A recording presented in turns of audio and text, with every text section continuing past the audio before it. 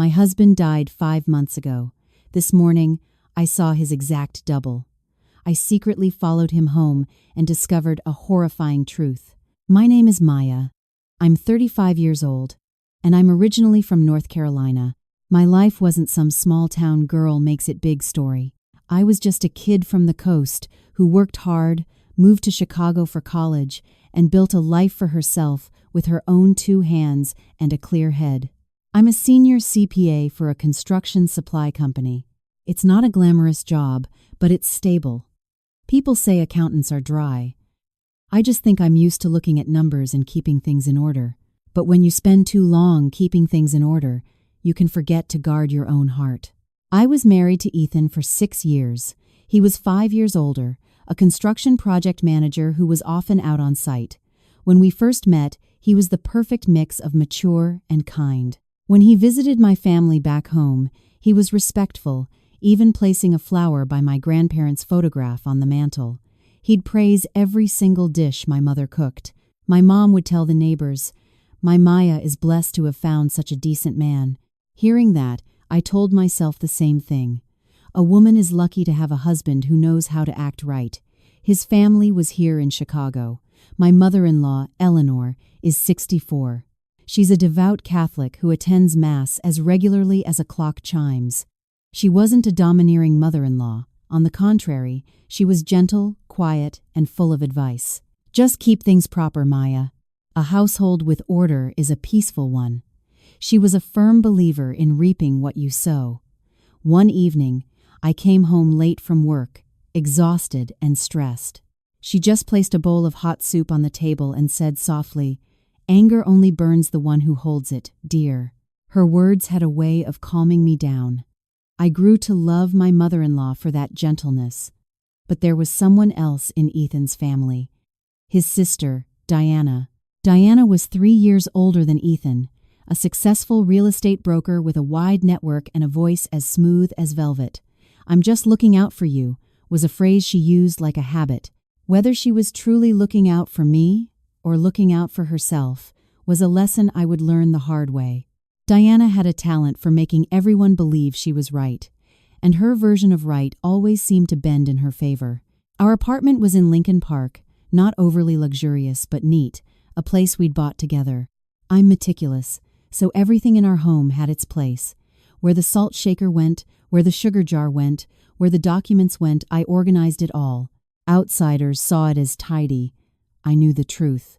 I feared chaos because chaos so easily leads to conflict. That Saturday evening, Eleanor and Diana came over for dinner. I'd made a simple, proper meal: roast chicken, green bean casserole, mashed potatoes, and for Ethan, a bowl of his favorite spicy habanero salsa. He'd loved it since he was single. As I set the table, I said, "Go easy on the salsa, Ethan. Your blood pressure has been high lately." He gave me a gentle smile. "Yes, dear. Whatever you say." Diana sat down, glanced at the table, and clicked her tongue in approval. "An accountant who can cook this well. This family is lucky." It was a simple compliment, but it warmed me. I didn't need praise, just an acknowledgement of my effort. Eleanor was a vegetarian, so I'd prepared a separate plate of lentil loaf and a small vegetable soup for her. She ate slowly, occasionally remarking, "A simple, harmonious meal is a precious thing." Her gentle words always made me feel protected. But something was off about Ethan that night. He still smiled, served his mother food, and responded to his sister, but his eyes were distant. "Are you tired?" I asked. "Trouble at the construction site?" "No, just sleep deprived," he answered quickly. I was about to ask more when Diana cut in, her tone casual. "Ethan's project is in crunch time. As his wife, you have to be understanding. It's a lot of pressure on a man to be the provider." Her words, "on a man," were light, but they slammed a lid on my questions. I forced a smile. "Of course, I understand." But a small, sharp pain pricked my heart. Halfway through the meal, Ethan's phone buzzed. He glanced at the screen and quickly flipped it face down. I wasn't the type of wife to snoop, but that swift, deliberate action caught my attention. "Who was that?" I asked nonchalantly. He smiled. Unknown number. Probably a telemarketer. Diana laughed again. Oh, everyone gets those spam calls these days. She turned to her mother. Mom, have another piece of the loaf. It's good for you. Diana changed the subject as smoothly as flowing water. I looked at her and suddenly saw that her skill wasn't just charm. It was the ability to gently place a hand on someone's shoulder and steer them in a different direction. After dinner, I went to do the dishes. Ethan came in to help but lingered for only a moment before stepping out onto the balcony to take a call. I could hear his hushed, clipped sentences, spoken as if he feared the words themselves could be caught. I wiped my hands and stood still for a few seconds, not to eavesdrop, but because the silence pulled me in. Yeah, I know. Just don't call at this hour. That was it. He hung up, and turning back, saw me standing there. He smiled. You done? Let me dry. I looked straight at him. Are you hiding something from me? He froze for a fraction of a second, then ruffled my hair. You're overthinking things. It's just work stress. His words were light as air, but that momentary freeze landed in my heart like a stone. That evening, Eleanor said her prayers in the living room for a while before saying she wanted to leave early. I walked her to the door. She took my hand. It was thin but warm. In a marriage, dear, you have to know when to hold your tongue to keep the peace. A woman who wins an argument can lose a lifetime of serenity. I smiled and said, I will. But as her car disappeared, the sentence echoed in my head. I didn't want to win against anyone. I just wanted to know if I was living in a real home or just a stage where everyone was playing a part. Before Diana left, she pulled me aside, speaking like a concerned sister. Maya, if you're thinking about kids, you should start soon. A woman's biological clock is no joke. I flinched. The topic of children was a raw wound. I'd had a miscarriage 2 years prior, and we hadn't been able to conceive since. Before I could say anything, she patted my shoulder. I'm only saying this because I care. Don't think I'm being nosy. I nodded, but my chest felt tight. Was she concerned, or was she just reminding me of my perceived inadequacies to make me more compliant? That night, Ethan lay beside me. I turned my back to him, staring out the window. It was that time of year in Chicago when the air had a chill that wasn't quite winter but seeped into your clothes. He pulled the blanket over me, his voice low. Maya, stop worrying about nothing. Our home is a peaceful one. I didn't answer. His words, our home is a peaceful one, sounded like a platitude meant to soothe a child, and the more he said it, the more I suspected it wasn't true. An old saying came to mind. Deep rivers can be sounded, but who can fathom the human heart? I didn't want to think ill of my husband, and certainly not of his family, but right then, in the silence of our bedroom, I understood one thing clearly. Some forms of peace are built by blinding others, and I was beginning to fear that kind of peace.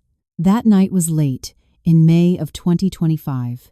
A Chicago wind was blowing, the kind of damp chill that gets under your skin. I'd just drifted off when my phone vibrated.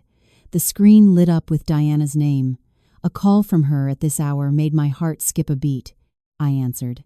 And before I could even say hello, her words came out clipped and sharp, devoid of their usual sweetness. Maya, get up. Ethan's been in an accident. I shot up in bed, my throat as dry as sand. What kind of accident? Where is he? The hospital. I'm already here. Get here fast. It's bad. Those 2 words, it's bad, sent a chill down my spine. I reached over and flicked on the bedside lamp. The space next to me was empty. The pillow was indented, but he was gone. I froze for a second, just now remembering he'd said he had to step out for a call earlier. He must have gone somewhere. I called his phone. Once, twice. The third time, it just rang until it disconnected. I swallowed hard, my hands shaking so much I could barely dial. I called Diana back. Diana, how? Was he at a work site? What happened? Who told you? Diana spoke quickly. Stop asking so many questions and just get here. I'm dealing with the paperwork. I didn't even change properly. I threw on a sweater, a light scarf, and slipped on some flats, grabbing my wallet and phone. It wasn't until I was at the door that I remembered our apartment was on a high floor, and the late-night elevator seemed to move in slow motion, testing my patience. I jabbed the button, my mind consumed by a single thought: get there as fast as possible. Down in the lobby, I hailed a cab. The moment it pulled up, I jumped in, my voice cracking. "Northwestern Memorial Hospital, please, as fast as you can." I gave the driver the address Diana had texted, my hands still trembling. The streetlights of late-night Chicago cast a sickly yellow glow. The cab sped through deserted streets, the headlights of an occasional truck sweeping across the windshield like a blade. I stared out the window but saw nothing. My mind kept replaying images of Ethan from earlier that evening. The way he'd flipped his phone over, the way he'd said, "Stop worrying about nothing." Then I mentally slapped myself. What was I thinking? My husband was in the hospital. When I arrived, the sharp antiseptic smell hit me the moment I stepped out of the car.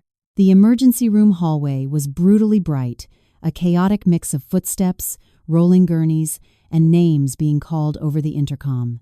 I ran, my eyes darting around, searching. Diana was standing at the end of the hall, not like someone who had just rushed over, but like someone who had been waiting for a while. She wore a dark coat, her hair in a neat bun, her expression grim. Seeing me, she walked quickly and grabbed both my hands. "Calm down, Maya. You have to be calm." I looked at her, my questions tumbling out. "Where's Ethan? Let me see him. How is he?"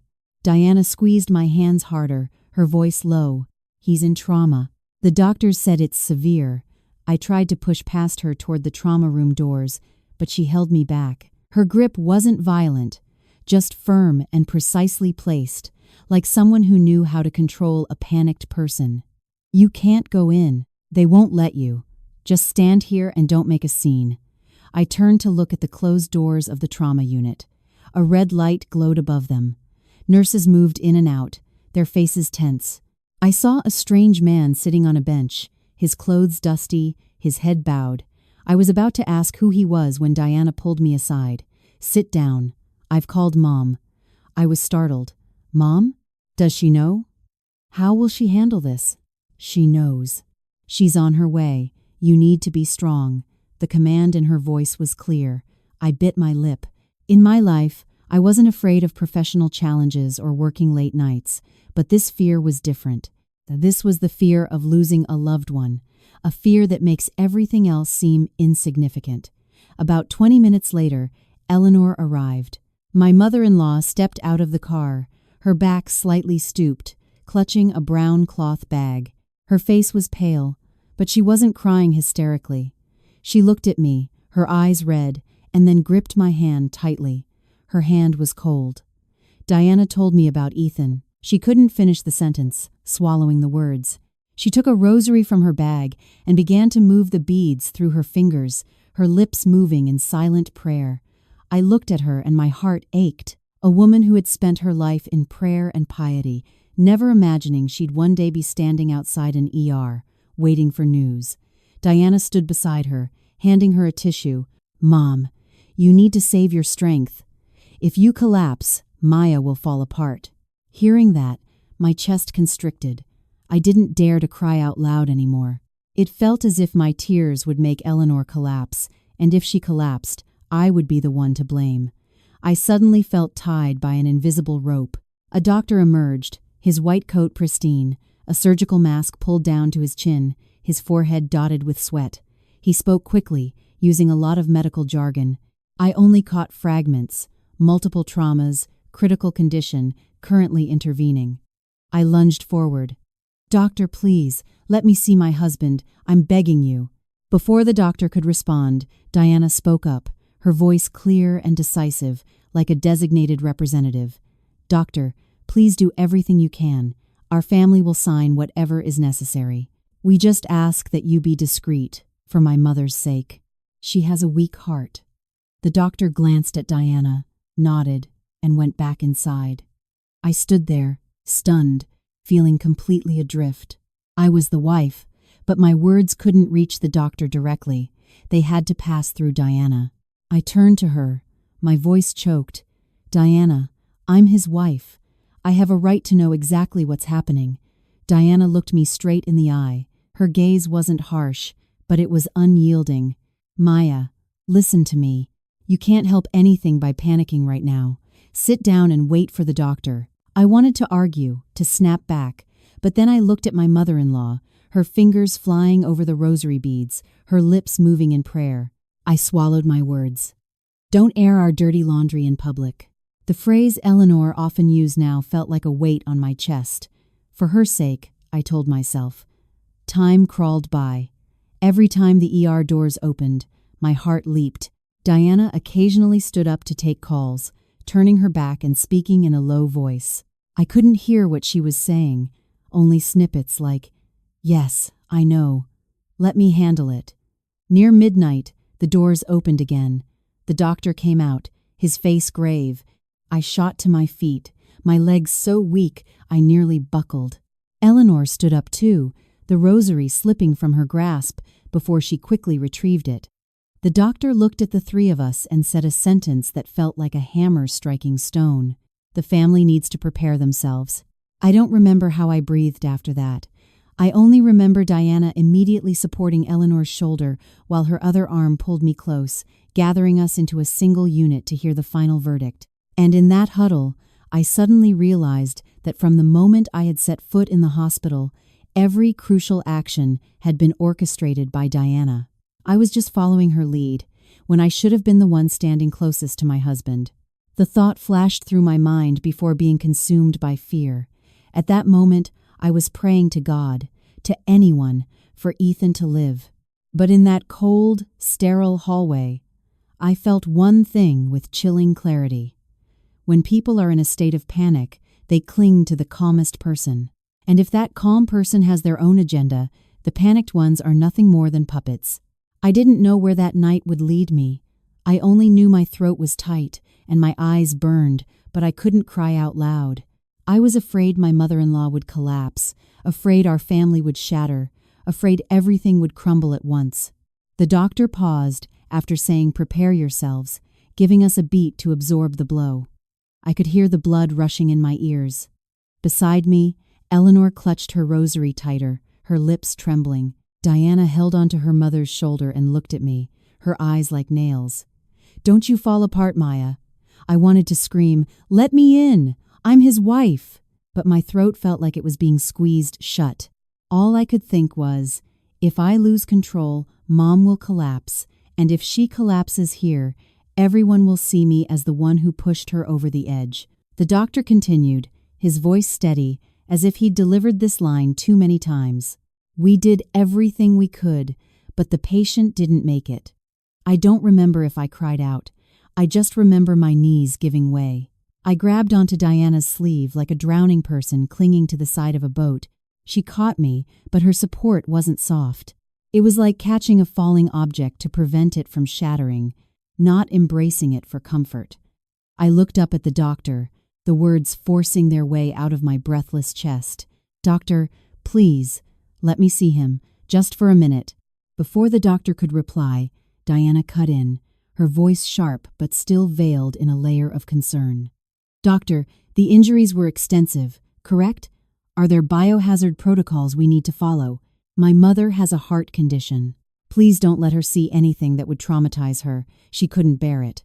The doctor glanced at Eleanor, who looked utterly depleted, her red-rimmed eyes staring into space. He sighed. "We don't recommend direct viewing in cases like this. It can be unsettling." The word unsettling tore through my heart, but I still pleaded, "It's okay. I can handle it. I just need to see my husband's face one last time." Diana turned to me, her voice low but each word landing like a stone. "Maya, look at your mother. Do you want her to die of a heart attack right here?" I turned. Eleanor was still clutching her rosary, her lips moving, tears falling silently onto the beads. She whispered, so softly it was almost to herself, "Let the departed go in peace, child. Don't cling to them and cause more suffering." Cause more suffering? The phrase was like a lid being clamped down on my chest. I was the daughter-in-law, the wife, standing in a public hospital, surrounded by strangers and my grieving mother-in-law. How could I react without being labeled disrespectful, without being the cause of her collapse? I felt cornered, trapped. I bit my lip until I tasted blood. I nodded, a defeated gesture. Diana immediately shifted into business mode. She turned to the doctor, asking about procedures, paperwork, and timelines. Every question was smooth and articulate, as if she had rehearsed them. I stood beside her like an outsider. A nurse brought over a clipboard with forms. Diana took it, scanned it quickly, and handed me a pen. "Sign here, Maya. These are for the hospital to release him. I'll hold on to them." I stared at the dense text, my vision blurred. I tried to read the first few lines, but the words swam. My mind was consumed by one thought. Asterisk. My husband is lying in there, and I'm not allowed to see him. What rights do I even have? Asterisk, I signed. My signature was a shaky, distorted scrawl. As soon as I finished, Diana took the clipboard, folded the papers neatly, and put them in her purse. Her movements were swift and decisive, without a hint of hesitation. I turned to her, my voice faint. "Diana, where is he now?" Diana looked at me directly. "They're processing everything. Don't go in there. Do you want Mom to see that? Do you want her to live with that image for the rest of her life?" Again, my mother. Again, that invisible rope binding me. I walked over to Eleanor and knelt, taking her hand. It was as cold as ice. She looked at me, her eyes swollen, and said slowly, "I'm so sorry, Maya." My heart clenched. What was she sorry for? For not being able to protect her son? Or for not being able to protect me? I didn't know. I only knew her pain was real, and that in the midst of that real pain, someone was orchestrating everything with unnerving composure. About an hour later, a gurney was wheeled down the hall, a white sheet covering it completely. On instinct, I stood up and took a step toward it. "Please, please, just let me see." Before I could touch it, Diana stood in my way. She didn't grab me or pull me back. She simply blocked my path. She spoke softly, but her voice had lost its gentle edge. "Maya, that's enough. Do you want to cause a scene?" I froze. People were watching, nurses, doctors, my mother-in-law. I felt like I was on display. If I pushed past her, I would be the villain in everyone's eyes. I stepped back. The gurney rolled past, the white sheet rolled past, and I understood. In that moment, I had lost the right to see the face of the man I called my husband. Late that night, Diana arranged for a car to take Eleanor home first. My mother-in-law leaned on my shoulder, her breathing labored, her lips still moving in prayer. I helped her into the car, telling the driver to go slowly. Once the car was out of sight, I turned back. Diana was still standing at the entrance, her phone wedged between her shoulder and ear, speaking in short, concise phrases. "Yes, do it exactly as I said. I'll hold all the documents." I stood a few feet away. I couldn't hear everything, but the word documents made my heart ache, as if something had just been taken from me before I even realized I had it. That night, I accompanied Diana to finalize the rest of the paperwork. I was so exhausted my mind was a blank slate. They handed us a form, Diana explained a few words, and I signed. I signed like a machine while my heart felt like cold ash. People say you discover a person's true character in a crisis. At that moment, I wasn't clear-headed enough to understand. I only knew that on the night my husband died, I was taught to be obedient, to be silent, and to not cause suffering. But some suffering isn't created by the living. Sometimes, it's placed on your head by others who then tell you to bow and accept it. The next morning, I woke up in our Lincoln Park apartment, feeling as if a part of my body had been amputated. On the dining table, Ethan's half-finished glass of water from the night before was still there. The ashtray on the balcony held his half-smoked cigarette. Everything was the same, only the person was gone. The feeling wasn't loud, but a dull, persistent ache, like a paper cut that stings endlessly. Diana called me early. Her voice was hoarse but still efficient. "Maya, Put on something black. I'm taking you to the funeral home. Mom is already there. I asked a question that even I knew was foolish. Where is Ethan now, Diana? She answered without hesitation. He's been moved to the mortuary.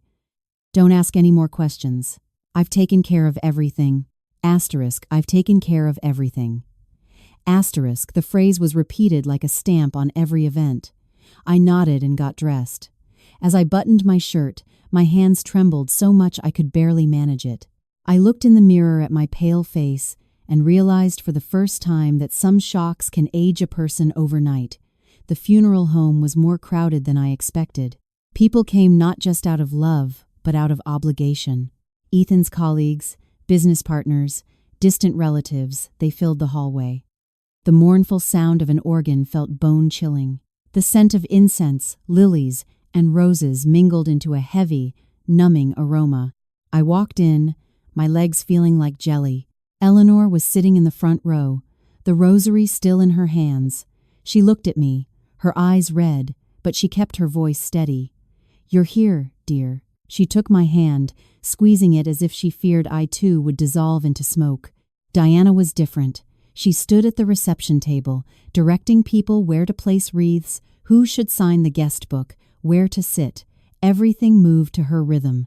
Everyone who arrived heard her welcome, her introductions, her stories about Ethan, all told in a voice that was perfectly modulated between grief and formality. People looked at her and nodded. Such a devoted sister. I stood nearby, hearing the praise directed at her, while my own grief served as the backdrop. I was placed in a chair next to a large portrait of Ethan. In the photo, he was smiling, his eyes seeming to look right at me. I wanted to reach out and touch the picture but pulled my hand back, afraid I would break down like a child. And if I cried, people would just gather around, offer clichés, and then, a few minutes later, turn to shake Diana's hand and praise her strength. A relative, probably from my mother-in-law's side, leaned in close to my ear. You have to be strong, dear. We all have our cross to bear. We can only handle what God gives us. I nodded, my lips forming a silent thank you, but my heart was bitter. What kind of blessing was this? Or do people just call fate by a gentler name to make it easier to swallow? The crowd grew. People stood in small groups, talking quietly. I overheard snippets. Ethan was such a good guy. It's a tragedy. Poor Maya. So young to be a widow. Diana is holding this family together. They'd be lost without her. Each comment was like salt in a wound.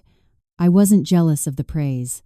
I just couldn't understand how everyone could accept this so easily, as if a person's disappearance could be neatly filed away with a few documents and a portrait. Around noon, I pulled Diana aside, trying to keep my voice steady. Diana, please, let me see him. Just once. I won't make a scene. I just want to say goodbye.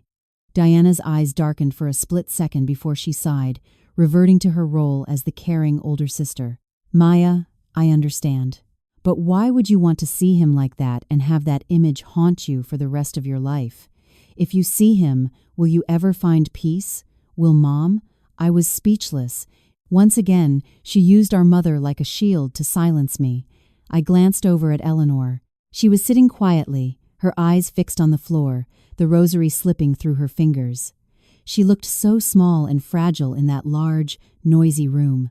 I couldn't bring myself to cause her more pain. Fine, was all I could manage. Diana patted my shoulder. Good girl. Listen to me. We have to keep up appearances. You understand? Don't give people a reason to say this family has no dignity.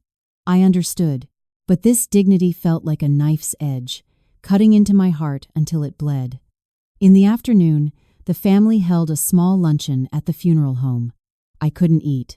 Every bite of food felt like sand in my mouth. Diana was still bustling about, her constant refrain being, "Let me handle it, I'll take care of it."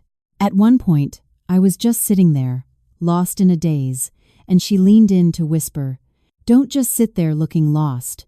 People are watching. You're his wife. You have to maintain his image." I almost laughed out loud.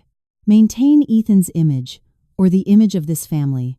I wanted to ask, but my lips remained sealed. Some questions, if asked at the wrong time, turn you into the bad guy. I was never good at public confrontations, and even worse at acting. That evening, as the crowd thinned, I found myself staring at the portrait again. The eyes in the photo were still gentle, but my heart was cold. I thought of the old saying, life is like a fleeting shadow. But why had this shadow passed so quickly? So fast I didn't even have time to call its name. While I was sitting there, a middle-aged man, probably one of Ethan's colleagues from a construction site, came up to light a candle. He turned to me and said, "Ma'am, Ethan was a stand-up guy. He called me just the other day to discuss a materials order. I can't believe it."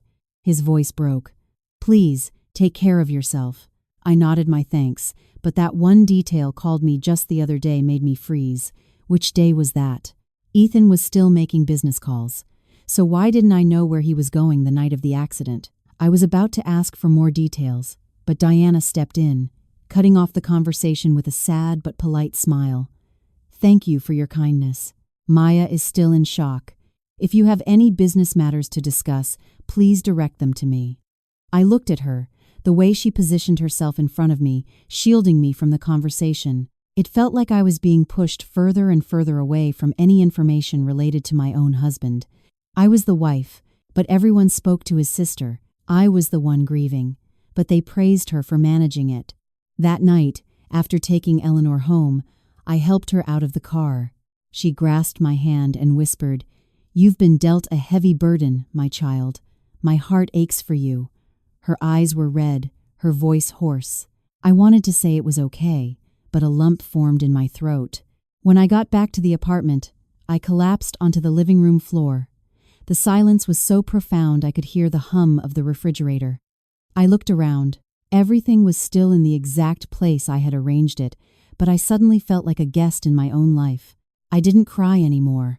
My tears had run dry, leaving only a heavy weight in my chest. I couldn't name it. Was it suspicion? The feeling of being controlled? Or the deep humiliation of not being allowed to be a wife in the truest sense? I only knew that since Ethan's death, I had been placed in the role of the good, obedient widow, a role I had never wanted. I sat on the living room floor until dawn, my back cold, my hands numb, my head throbbing. I heard the sparse traffic outside, then my phone rang again. It was Diana. "Maya, are you up? Get ready. The service is early. We need to be on time." I was dazed. "Service? What service?" "The cremation. We can't delay it. The weather is unpredictable these days. You understand."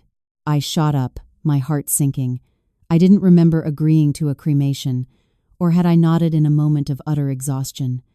"Why so fast?" I asked, my voice raspy. "Can't we wait a little? I want to—" Diana cut me off, her voice still soft but with a new firmness. "Maya, I'm telling you, don't prolong this. The departed need to be at peace. Mom was up all night praying. She can't take much more of this." Again, my mother-in-law. Any mention of her silenced me. I stood up and got dressed in a trance. The black blouse from yesterday was still draped over a chair. I put it on, and it felt as heavy as lead. At the funeral home, the atmosphere was even heavier than the day before. The smell of incense, wilting lilies, and grief hung in the air like a fog.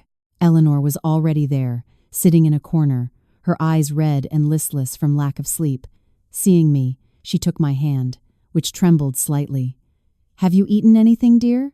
I shook my head. She sighed. "I'll make you some soup when we get home. You can't let yourself collapse." Diana appeared with a folder of papers. She nodded at everyone, murmuring thanks and apologies, so adept that people automatically followed her lead. She leaned close to me. "I've arranged everything. You just need to sign in a few places." I looked at the papers, my vision blurring. "Sign what?" "Formalities. Just administrative stuff. Sign so they can proceed. I'll be right here to oversee it." I took the pen, my hand cold. The tip felt rough against the paper. I wanted to ask more, but Diana was already speaking to an employee, her voice low, quick, and articulate. I overheard a fragment. "Yes, the family wants to expedite things to make the scheduled time." The word expedite struck me like clashing metal. I signed. Afterwards, Diana took the papers, arranged them neatly, and clipped them into the folder, the efficient movements of a seasoned professional. Meanwhile, I was signing off on the final farewell to a life. When it was time, they wheeled out the casket, a simple wooden box. On instinct, I moved toward it, my heart pounding. I wanted to open it, to see Ethan's face. Just for a second. I felt that, at the very least, a husband and wife deserved one final look to prevent their hearts from being torn apart. Just as I reached out, Diana blocked me again. She didn't grab me or hold me back. She just stood in the precise spot that made my hand touch empty air. Maya, don't. I looked at her, my eyes burning. Diana, please, just for a moment. I won't make a scene. She leaned in close, her whisper firm. Do you want Mom to see this? Do you want her to collapse right here? Maya, listen to me. If you love him, let him rest in peace. I turned. Eleanor was standing behind us, her hands clasped in prayer, her lips moving silently. She wasn't looking at the casket. She had turned her face away, as if afraid the sight would shatter her. I stood between them, torn between the needs of my heart and the weight of familial duty. I clenched my jaw and stepped back. The gurney rolled away, the sound of its wheels on the tile floor seeming to stretch on forever. I walked behind it, feeling like I was following the shadow of the man I loved, unable to touch, unable to see. The crematorium was hot and enclosed. An attendant directed the family to a waiting area, reciting procedural phrases that sounded like a checklist. I looked around. Diana was still in charge, conferring with the staff, nodding continuously. I stood beside her, my eyes glued to the heavy door. The door that once closed would lock away my last chance. Can I stand a little closer? I asked, my voice barely a whisper. Before the attendant could answer, Diana replied for him. That's not necessary. We can wait here. You're not well, Maya. Don't push yourself. A bitter smile formed in my heart. Was I unwell, or had I been trained to be unwell? I looked down at my shoes. Yesterday, I was a wife. Today, I was a person permitted to be present, but not permitted to have rights. When the machinery inside started, I couldn't hear it clearly, but I felt a low vibration in the air. My legs went weak. I wanted to run out, yet I wanted to rush in. I stood frozen. My mother-in-law suddenly sighed, her voice hoarse. The Lord gives, and the Lord takes away. All things are temporary. She turned to me, tears streaming down her face, her voice pleading. Don't dwell on it, child. You have to let go. I nodded, but in my heart, I couldn't let go. How could I let go of something I was never allowed to hold? They told me not to cling, but I was never even given anything to cling to. When it was over, they presented the family with an urn. It was smaller than I had imagined, so small it was shocking. A tall, strong man who had walked into my home, who had smiled at me, was now contained in a cold, small vessel. I reached out to take it, but Diana took it first, clutching it to her chest like a precious object. Let me hold it, she said. Your hands are shaking. I watched her hold the urn, and a strange feeling washed over me. It wasn't jealousy or suspicion, just a profound sense of loss. It was as if, even in death, I wasn't the first one to hold what was left of my husband. On the way home, I sat in the back of the car, staring out the window. The streets were busy, traffic flowed, people were laughing and talking, shops were open. The world kept spinning as usual, while I felt stuck in a place no one could see. I told myself that life is like a candle in the wind, but why was this wind so cruel? Back at the apartment, I went into the bedroom and opened the closet, looking for the plaid shirt Ethan often wore. I held it to my chest, took a deep breath, and caught a faint, unfamiliar scent. It wasn't our laundry detergent. It was very subtle, but it made me freeze. I stood there, staring at the shirt as if it were a clue. I didn't tell anyone. I couldn't scream. I just put the shirt down, washed my face, and sat at the dining table where, just a few nights ago, I had reminded him to go easy on the salsa. The apartment was so quiet I could hear the clock ticking. I watched the second hand move. Time was still passing, but my heart felt like it had been expedited, folded into a corner, and told to be good and accept it.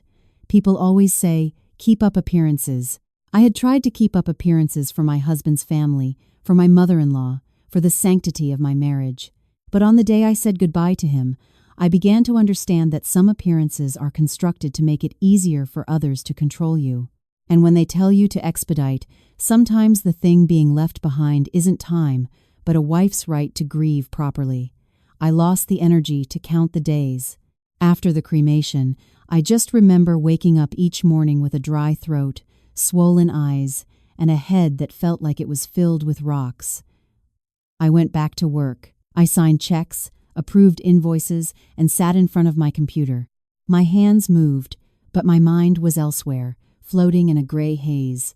3 days later, Diana called to arrange a visit to a local church. She said Eleanor wanted to place the urn in a niche in the mausoleum wall to give him a proper resting place. You should come, Maya. It's the right thing for a wife to do. Hearing her say the right thing for a wife stung. Since Ethan's death, my role as a wife felt like a coat someone else dressed me in before leading me wherever they pleased. That Sunday morning, the Chicago sky was overcast. I wore dark clothes and a baseball cap to avoid people looking at my face. The church was on a quiet street. Stepping inside, I was met with the smell of old wood, incense, and lilies, and the steady toll of a distant bell. Eleanor was standing before the altar, her hands clasped in prayer. She had gotten noticeably thinner, her eyes bruised with exhaustion, but she tried to maintain the serene composure of a devout woman. Seeing me, she took my hand and said quietly, "Thank you for coming, dear. We need to find a peaceful place for Ethan. When the departed are not at peace, the living cannot be either." I murmured my assent, a lump in my throat. I hadn't even found peace in my grief, and now I had to worry about his resting place. Diana led the way, speaking with a nun and the director of the mausoleum. I stood by, looking at the rows of niches, neatly arranged like filing cabinets. Each one had a small plaque with a name, date of birth, and date of death. Quiet, orderly, clean. It struck me that a person's entire life could ultimately be filed away in a box, just like a document. The thought made me shiver. The director spoke quietly to Diana. She nodded repeatedly, then turned to me and Eleanor, her voice formal. "This is a beautiful section, very peaceful. A niche here would be a true blessing. The cost is $30,000. I thought I'd misheard. I blinked. "How much did you say?" Diana looked at me, as if she had a pre-written script of justifications. 30,000. Don't be shocked, Maya. Everything in Chicago costs a fortune these days. We should do this one thing for Ethan, and do it right. I turned to Eleanor. She sighed, her voice weak but firm. "I don't mind the cost, dear. Money is temporary, but a good deed lasts forever." On a normal day, I would have found her words comforting. But that day, they felt like a hammer striking my weakest point. I had just lost my husband, I was a widow, and I had to be a dutiful daughter-in-law. How could I possibly refuse? Refusing would make me seem cheap and unloving. It would hurt Eleanor. And Diana would have 100 ways to spin the story to make me look like I didn't care about my husband. I swallowed hard. It's a lot of money. I don't have it all on hand right now. Diana smiled gently, placing a hand on my wrist as if to soothe me. "I know, but think about it, Maya. Ethan loved you. He worked hard for you. Now, if we provide a peaceful place for him, your heart will be lighter in the long run. I can talk to them. Maybe they'll let us pay in 2 installments." I looked at her. Her mouth said it was for me, but her hand was controlling the tempo. Paying in 2 installments still meant paying the full amount. I didn't know whether to be angry or to laugh. At that moment, it felt like even the air I was breathing required permission. Eleanor suddenly gripped my hand tighter, her eyes welling up. "Maya, please, I'm asking you, don't let people say our family was heartless. Ethan, he's gone." Her plea broke my heart. She wasn't wrong. She just loved her son and her family. But that very love left me with no way out. I nodded, a nod that, looking back, felt like signing away a debt. Not just a financial debt, but a debt of silence. Diana led me to the office to handle the paperwork. They handed me a stack of forms. She stood right beside me, pointing to the signature lines. Here and here. Sign here. The text swam before my eyes. I could only make out long paragraphs about niche fees, maintenance fees, and donations, all of which sounded perfectly reasonable and pious. I wanted to read it carefully, but Diana whispered, "Sign quickly, Maya. They're closing for their lunch break." I signed. My signature was less shaky this time. I was too exhausted to even tremble. I transferred the money right there. The number on the screen was a cold, hard fact, $30,000. I hit confirm, my finger feeling like it was pressing a button that was closing a door on my life. Afterward, Diana murmured with the director for another moment. I stood by but couldn't hear what was said. I just saw her nod and smile politely before turning back to me. "It's all set. I'll hold on to the paperwork for you. You're so overwhelmed, you might lose it." I hesitated. "Can I have a copy? At least the receipt." Diana's expression flickered with annoyance for a split second before her soft mask was back in place. "You're in a fog, Maya. Why burden yourself with more paper? I'll keep it safe for you. I'm his sister. Why would I ever mislead you? Besides, Mom wants things to be tidy." Hearing the word tidy, Eleanor nodded. "That's right, dear. A place for everything, and everything in its place. We don't want to lose things and cause more trouble." Trouble. The word was like a magic spell. Hearing it, I fell silent. Leaving the church, Diana drove Eleanor back to her house in Oak Park. I went along, as Eleanor had asked me to stay for a simple vegetarian meal.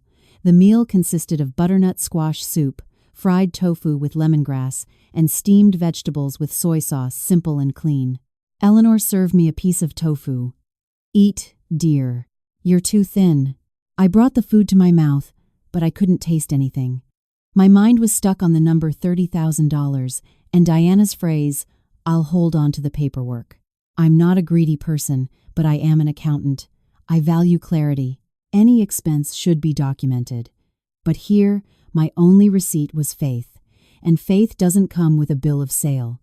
After the meal, Diana leisurely poured tea, her tone casual. "Maya, don't overthink it.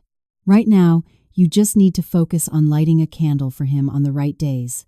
I'll handle all the paperwork." I looked up at her. Her smile was the same as always, just enough warmth, just enough sympathy, but for some reason, it felt like a gag. "Okay," I whispered. "I'll listen to you." Outside on the porch, the wind rustled through the bougainvillea. Eleanor was praying with her rosary again. Diana was texting on her phone. I sat between these two women, one so devout she believed in piety above all, the other so skilled she used piety as a leash. As for me, I felt like a small candle being shielded from the wind, burning quietly where no one could see. People say, "Love others as you love yourself." But that day, I learned another lesson. Sometimes, people force you to love in the way they choose, so you don't have time to question, to hold on, or to see yourself clearly. I finished the meal and asked to be excused. On the drive back to Lincoln Park, I didn't cry. I just felt an emptiness inside, so vast that the traffic outside sounded like it was coming from another lifetime. And for the first time, in that emptiness, I felt a flicker of fear. The fear that one day, even my grief would be held for safekeeping by someone else, just like the paperwork. After placing the urn in the mausoleum, I thought I would feel lighter, as Diana had said. But I didn't. I just felt hollow, like a house that had been emptied out. People say grief makes you vulnerable. They're right. It's not because you can't function, but because you lose faith in everything. I continued to go to work. In the morning, I'd put on a crisp blouse, sit at my desk, open spreadsheets, approve invoices, and sign checks. The numbers kept moving. The reports were still due on time. Sometimes, a colleague would look at me and whisper, "Hang in there, Maya." I would just nod. I could make my mouth smile. But afterward, it felt like I was wearing someone else's face. In the evenings, I'd light a candle on the small memorial shelf I'd set up, change the water in the vase of flowers, and say a prayer. I did it out of habit, and as a way to keep the apartment from feeling completely dead. The apartment felt larger at night, the quiet hum of the air conditioner sounding like a long sigh. I ate dinner alone, sometimes just a bowl of soup, sometimes a packet of instant noodles. I ate to survive, not for pleasure. My mother-in-law, Eleanor, would visit occasionally. She never said much, just brought me some vegetarian food, fruit, or a jar of homemade jam. She always said, "You have to take care of yourself, dear." I loved her for it. Her kindness was real, her pain was real, and because of that reality, I was even more afraid of causing her more pain. Then there was Diana, who was as predictable as a clock. Every few days, she would call, and every call started the same way. "Maya, how are you eating? Don't think too much." Then, a few sentences in, she would shift to reminders. Remember to light a candle on his birthday. Remember to go to church on the anniversary. It would make Mom happy. Remember to have a mass said for him. She spoke as if she were concerned for me, but her voice carried a strange pressure, as if forgetting one candle would brand me a bad wife. One day, I had just gotten home, not even having changed out of my work clothes, when the phone rang. "Maya, I need to remind you of something," Diana said. "Don't listen to gossip. When someone dies, it's over. You just need to live your life with dignity." I paused for a few seconds, then asked very quietly, "Diana, did Ethan leave behind any important papers or documents? Did you see anything?" There was a beat of silence on the other end. Just one beat, but it was enough to know I'd hit a nerve. Then she laughed, a little too brightly. "Why are you asking that? It's not appropriate to talk about paperwork when you're in mourning. I have everything. If you need something, I'll give it to you. But I just want to know." Diana cut me off. "Maya, you're overthinking again. Listen to me. Don't make yourself miserable. I'm handling everything. You just worry about Mom, and worry about yourself. Don't overthink." Coming from her, it sounded like a gentle suggestion. But I had heard it so many times it had become a command to be silent, to trust, to stay in my designated role as the good, grieving widow. In the second month, she started asking strange questions. "Maya, the joint savings account you two had, you're keeping the passbook safe, right?" I froze. "What does the savings account have to do with anything?" She laughed. "Oh, I'm just asking. In case you need to do something later, it's good to know where things are. You're on your own now. You have to be practical." "On your own now" sounded like sympathy, but the way she said it felt like she was taking inventory. In the third month, she asked, "The Lincoln Park apartment is in both your names, right? You have all the deeds?" I started to be wary, but I answered vaguely, "Yes, I have them filed away." She let out a soft before immediately changing the subject, reminding me to eat and sleep well. That little sent a chill down my spine. As a CPA, I knew what that sound meant. It was an acknowledgement that a piece of information had been logged. One afternoon, I was eating a salad at my desk when a close colleague pulled up a chair. She spoke in a low voice. "Maya, I don't mean to pry, but have you looked at Ethan's life insurance policy?" I startled, my fork hovering in midair. "Life insurance? I don't know much about it. I think Diana has all of that," she sighed. "I'm just mentioning it. As women, we grieve, but we also have to be smart about the paperwork. It's not about being greedy. It's about your rights." The word rights stung. Since Ethan's death, I had been living by the word should. I times should times be obedient. I times should times be patient. I times should times keep up appearances. My rights, it seemed, had been filed away somewhere with that pile of documents. That night, it started to rain. Not a heavy downpour, but a persistent, cold drizzle. I stood on the balcony, watching the streetlights reflect in the puddles below. Suddenly, I heard the sound of a motorcycle engine starting in the garage, a familiar, sputtering roar. I whipped around, my heart pounding like a drum. For a split second, I thought Ethan was home. I thought the door would open. He would smile and say, "I'm here." But the door remained shut. There was only the sound of the rain and the distant hum of the elevator. I laughed at myself, a bitter laugh that brought tears to my eyes. I quickly wiped them away, afraid that if I started crying, the whole apartment would collapse around me. In that moment, I knew I couldn't continue to be led like this. If I did, I would wither away like a dying ember. I started doing something small, something that would later save me. I took a plain, slim notebook and started logging every call from Diana. No emotion, just the facts. Date, time, key phrases, main topics. The day she reminded me about a service, the day she asked about a document, the time she told me not to overthink, I wrote it all down. When I was done, I hid the notebook in the bottom of a drawer, a place no one would look. I also changed how I answered her calls. Before, I would ask questions and try to explain myself. Now, I just said, "Yes, Diana, I understand." I practiced making my voice a little weaker, a little sadder, to fit the image of the widow she wanted me to be. I wasn't being dramatic. I was just being less honest. Once, she called and asked, "Maya, have you gone to church for the service yet?" "I was planning to this weekend," I replied. "You should go sooner," she said. "We don't want people to think our family is neglectful." I agreed immediately, but in my head, a different question formed. Who were these people who had the right to judge me? Or were they just a whip she used to make me run in the direction she wanted? Occasionally, Eleanor would gently remind me, "Don't think too much, dear. It's not good for your soul." I never blamed her. She was just clinging to her faith to survive the loss of her son.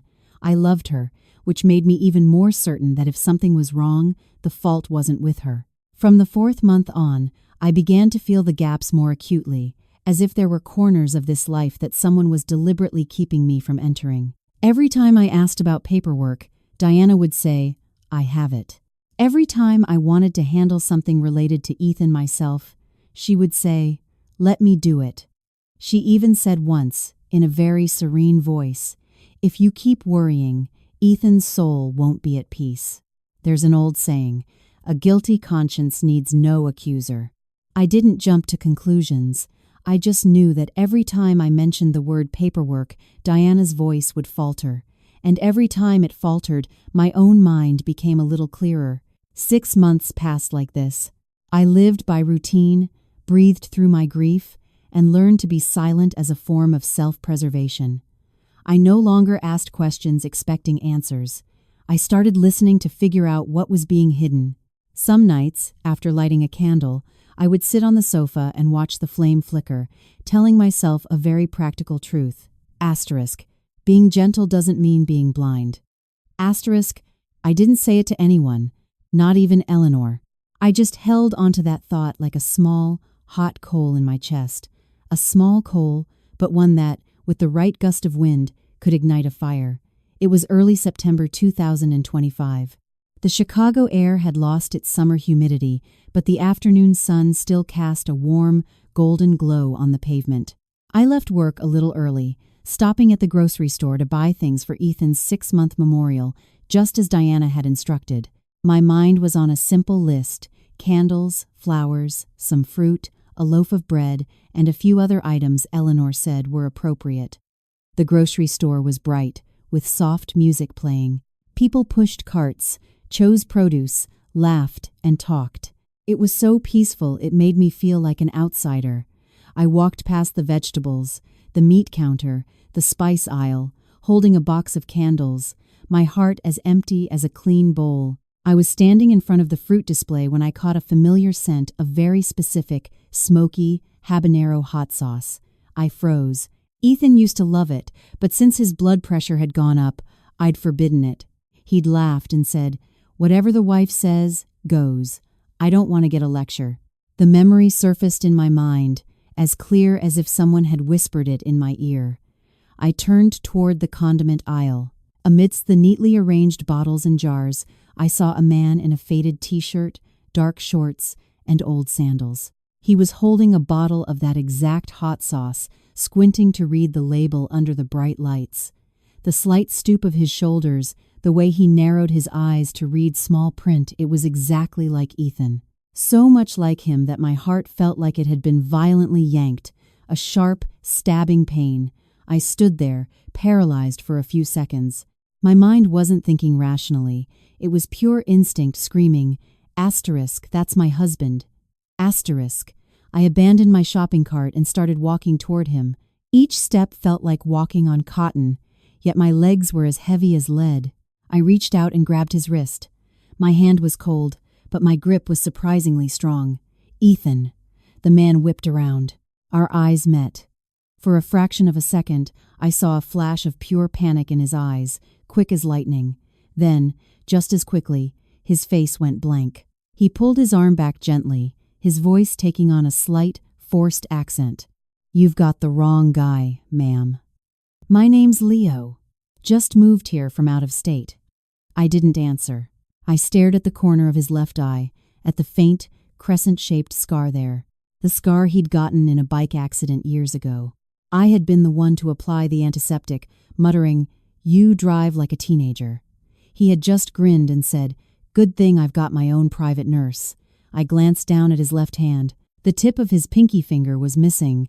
I remembered him telling me the story of how he'd lost it in an accident at a construction site, telling it with a joke to keep me from worrying.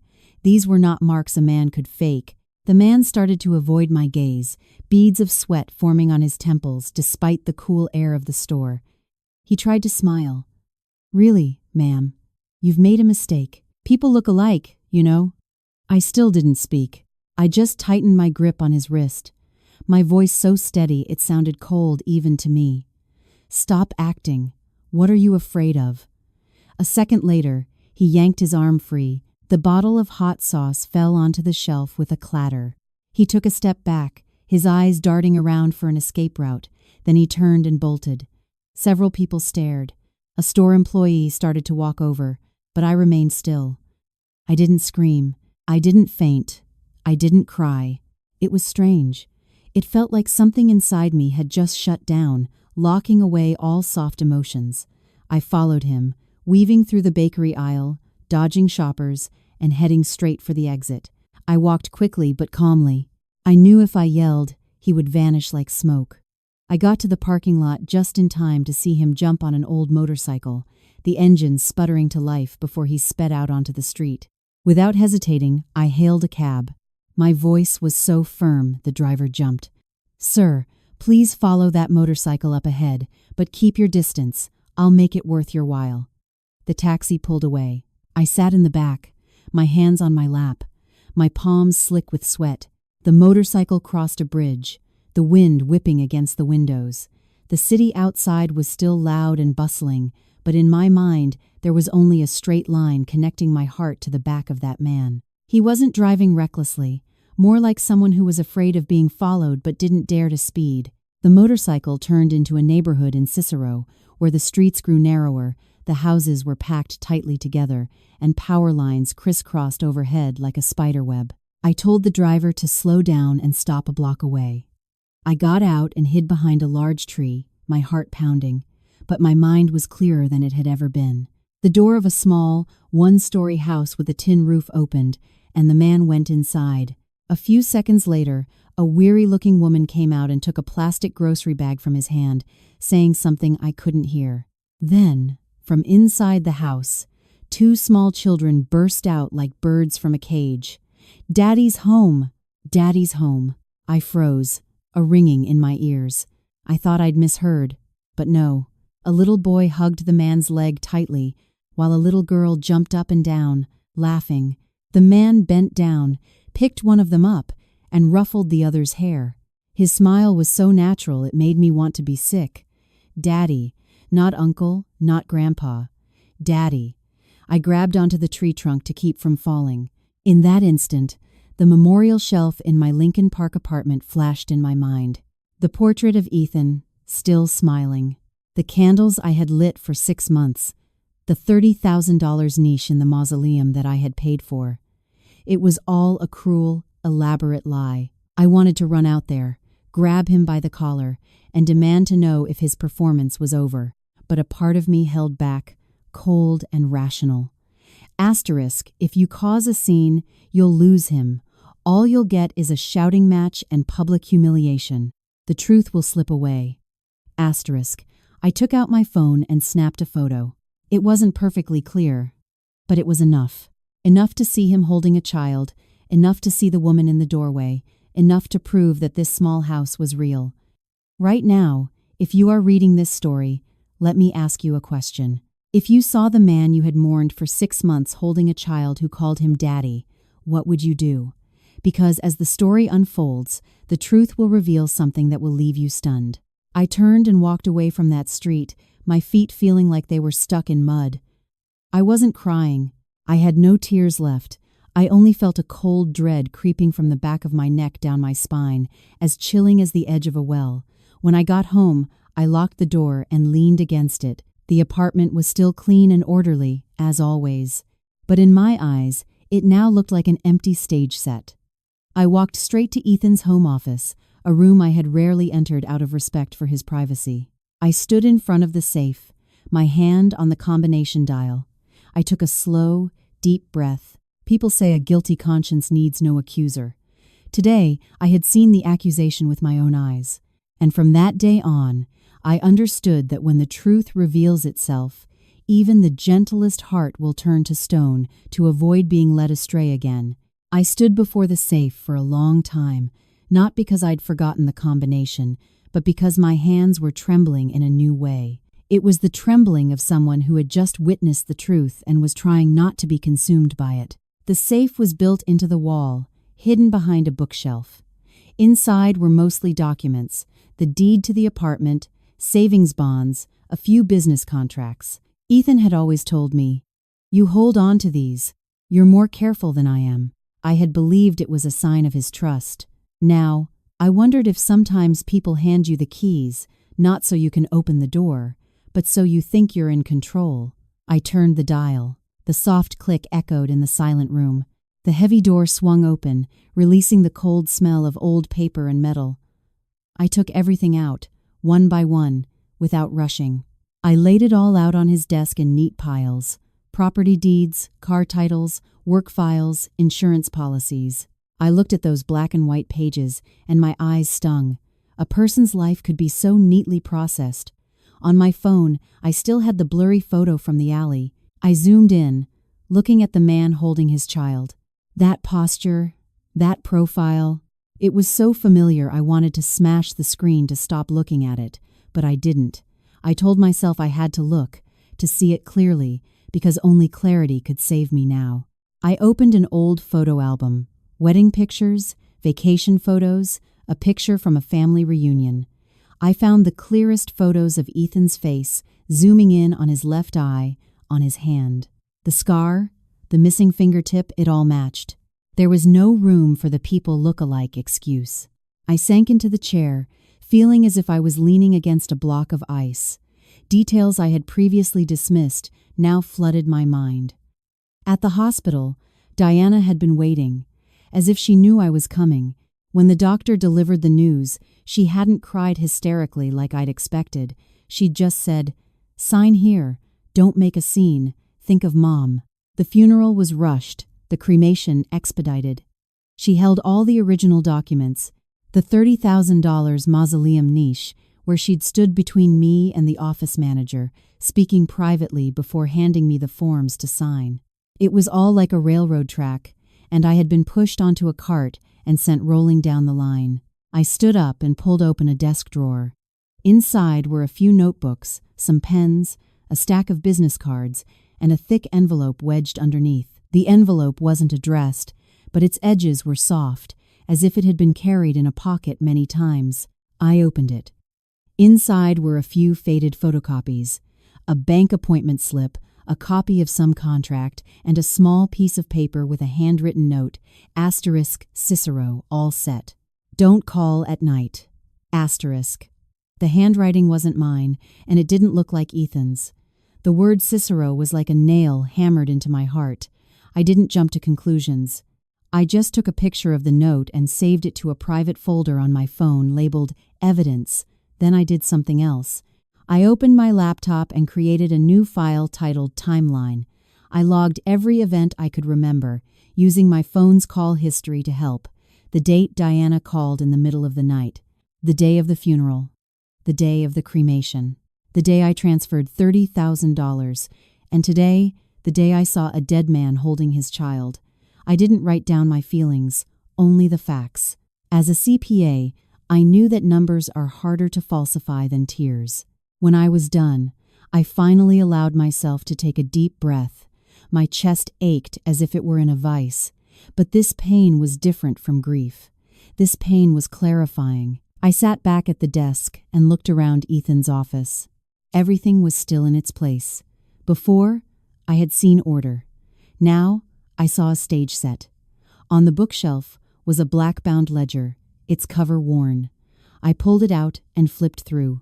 It wasn't a diary, just work notes, material lists, and numbers. In the middle, I found a page with a list of names, Brianna, Naomi, and next to them, notes like milk money, school fees, written in a shorthand, like someone jotting down reminders. I stared at the names, my throat tightening. So it wasn't a one-time mistake. It was another life, running parallel to mine, quiet and steady, while I was lighting candles for a fake death. Something inside me broke then, not with a crash, but with a silent shatter. I remembered my mother in North Carolina saying, "A woman has to love with her eyes open. Loving blindly is just a way to drown yourself." I had loved blindly. I had listened to platitudes and silenced myself. I picked up my phone and looked at Diana's contact information. My thumb hovered over the call button, but I stopped. I knew that calling her now would only alert her, and once alerted, they would cover their tracks before I could set a trap. I put the phone down and went out to the balcony. The wind was cool against my face, clearing my head. Two impulses warred within me. One wanted to rush out, to drive to Cicero, to drag that man into the street and scream, "Are you done with your act?" The other was colder, more rational. It whispered, asterisk, "Do you want revenge or do you want justice?" Asterisk, I went back inside, washed my face, and tied my hair back. I took a small box from the back of my closet and placed the note about Cicero, the strange photocopies, and a printout of the photo from the alley inside. I locked the box and hid it deep within my wardrobe.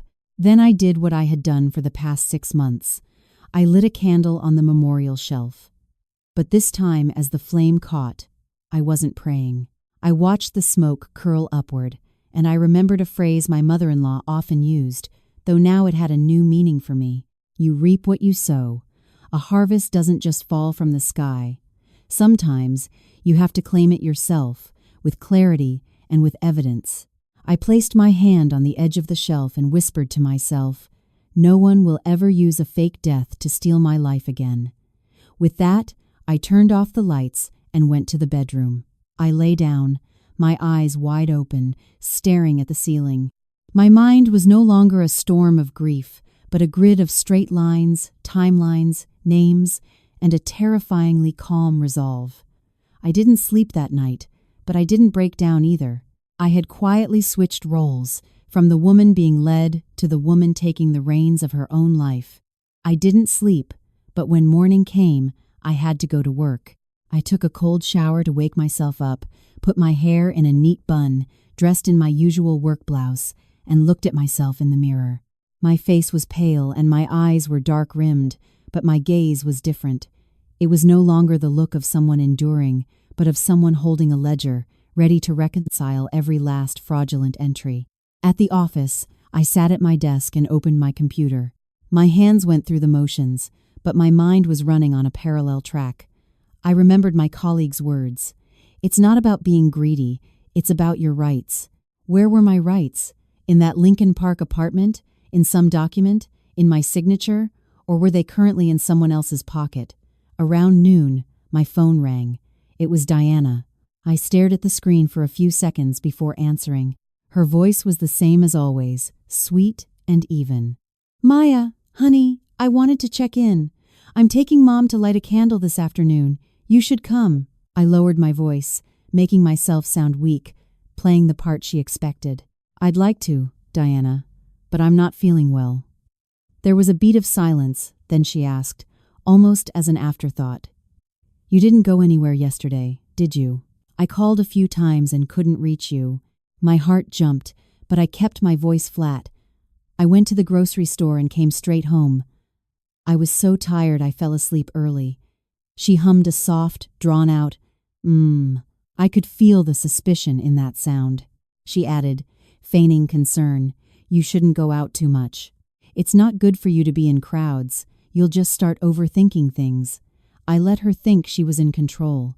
After we hung up, I realized my back was damp with sweat, not from fear, but from the understanding that she was starting to probe.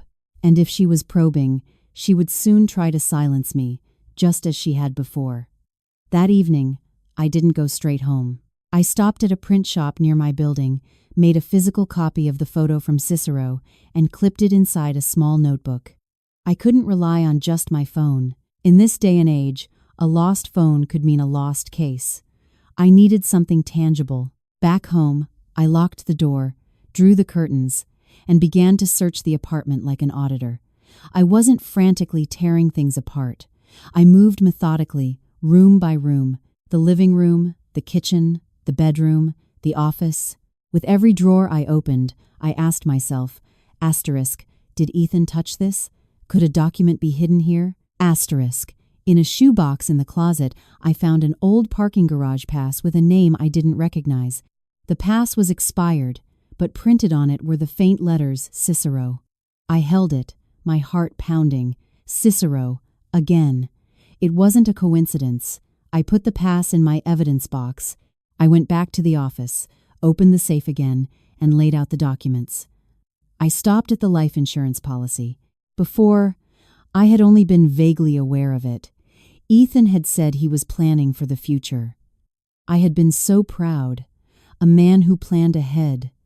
Now, I saw that pride had been the bait. I took out the policy and read every page. This time, I read it with the eyes of a CPA, not a grieving wife. The terms, the benefits, the beneficiary designation. I scanned every line. Tucked in the middle was an addendum, printed on thinner paper. It was a form for change of beneficiary information, authorized representative, allowing a designated person to handle claims in the event the beneficiary was unable to do so directly. And the name written there was a slap in the face. Diana Wright. I held my breath. At the bottom were two signatures, Ethan's and mine. I stared at my own signature. It was rushed, shaky, and slanted. And then I remembered. It was a little over a year ago. Diana had stopped by my office during tax season, my busiest time of year. She was holding a stack of papers. "Maya, could you sign this for me? It's just to confirm some info on Ethan's policy. It'll save you a headache later if anything ever happens." I remembered glancing at it while my eyes were still glued to a spreadsheet. I saw the word confirmation and signed, the same way I signed dozens of documents a day. I had signed my rights away without a second thought. I placed the addendum on the desk, my hands ice cold. My mind was no longer filled with thoughts of grief or suffering. There was only one cold, hard fact. I had been scammed. I didn't cry. I didn't scream. A wave of anger washed over me, but it wasn't hot. It was frigid, so cold that I sat perfectly still, opened my phone, and took pictures of every page of that addendum. I saved them in 3 separate places: my laptop, an external hard drive, and a draft email. I even photographed the staple marks and the serial number. If anyone ever claimed it was a forgery, I would have proof. I continued to check other documents, receipts, bank statements. I logged into our joint bank account. I found a series of small transfers made a few months before the accident, $3,000 here, $5,000 there, with vague descriptions like loan repayment or for your project. At the time, I hadn't thought anything of it. Now, they looked like seed money for a conspiracy. I went through Ethan's closet again, searching the pockets of a heavy winter coat. I found a scrap of paper with a phone number, missing the last digit, as if written in a hurry. Below it was a name, Sal, and a circle drawn around it. I didn't know who Sal was, but I knew my dead husband's life was far from simple. I slid down to the floor, my back against the closet door. The room was silent. I could hear the distant traffic, the hum of the elevator, and suddenly I saw a clear image. Diana at the hospital, at the funeral home, at the mausoleum, always standing in front of me, always blocking my view.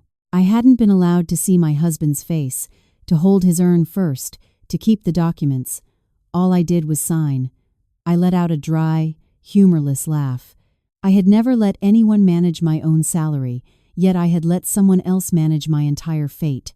That night, I went to visit my mother-in-law, just as Diana had suggested. But I went with a new purpose. I brought fruit and a jar of her favorite jam to keep up appearances. She was in the middle of her evening prayers. When she saw me, she stopped and took my hand. "Have you eaten, dear?" I kept my voice soft. "Yes, Mom." She sighed. "You're too thin. You must stop dwelling on things." I looked at her, and my resolve softened. She was a good person. She had no idea her faith and trust were being used as a cover. I thought about asking her about the night at the hospital, but I stopped myself. Questioning her now would only cause her pain and alert Diana. I didn't have enough evidence to pull her into this yet. I just said, "I'm okay, Mom. You just take care of yourself." On the way home, an old proverb came to mind, one that finally felt like it applied to me. A barking dog never bites. I wasn't going to bark. I was going to bite. But I would bite at the right time, in the right place. Back in my apartment, I opened my timeline notebook and added a new entry. Asterisk discovered insurance addendum. Key names. Suspicious transfers. Asterisk, I closed the notebook and locked it in my evidence box. That night, I lit a candle as usual. But as the flame flickered, I was no longer asking for his protection. I watched the smoke rise and thought, asterisk, from now on, I will not live by tears. I will live by evidence. Asterisk. The next morning, I went to work as usual.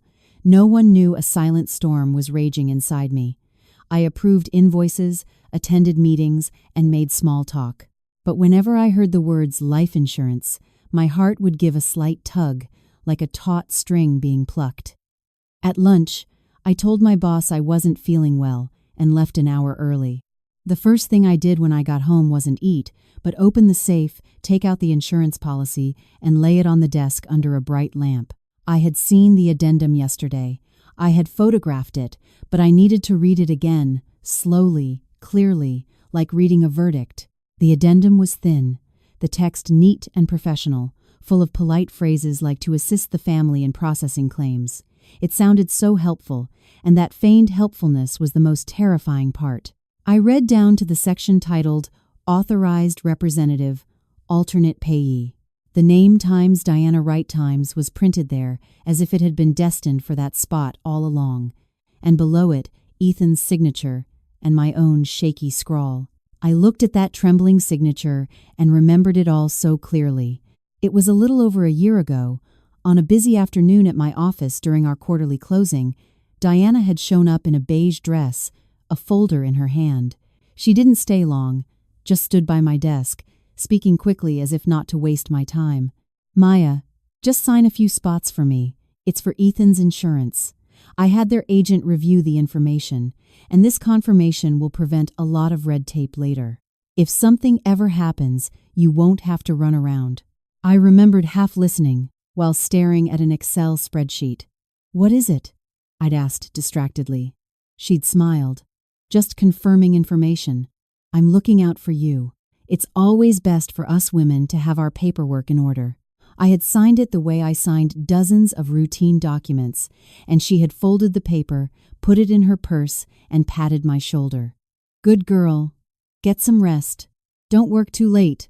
That pat on the shoulder now felt colder than ice. She had never given me a copy, never let me read it properly, and I, out of trust, out of being busy, out of the belief that she was family, had signed my own death warrant. I sat there, stunned. For a moment, I wanted to slam my fist on the table, to call Diana and demand to know what she thought I was, but I held back. I knew that anger would only expose my position. I stood up, took a piece of paper, and wrote down a clear question.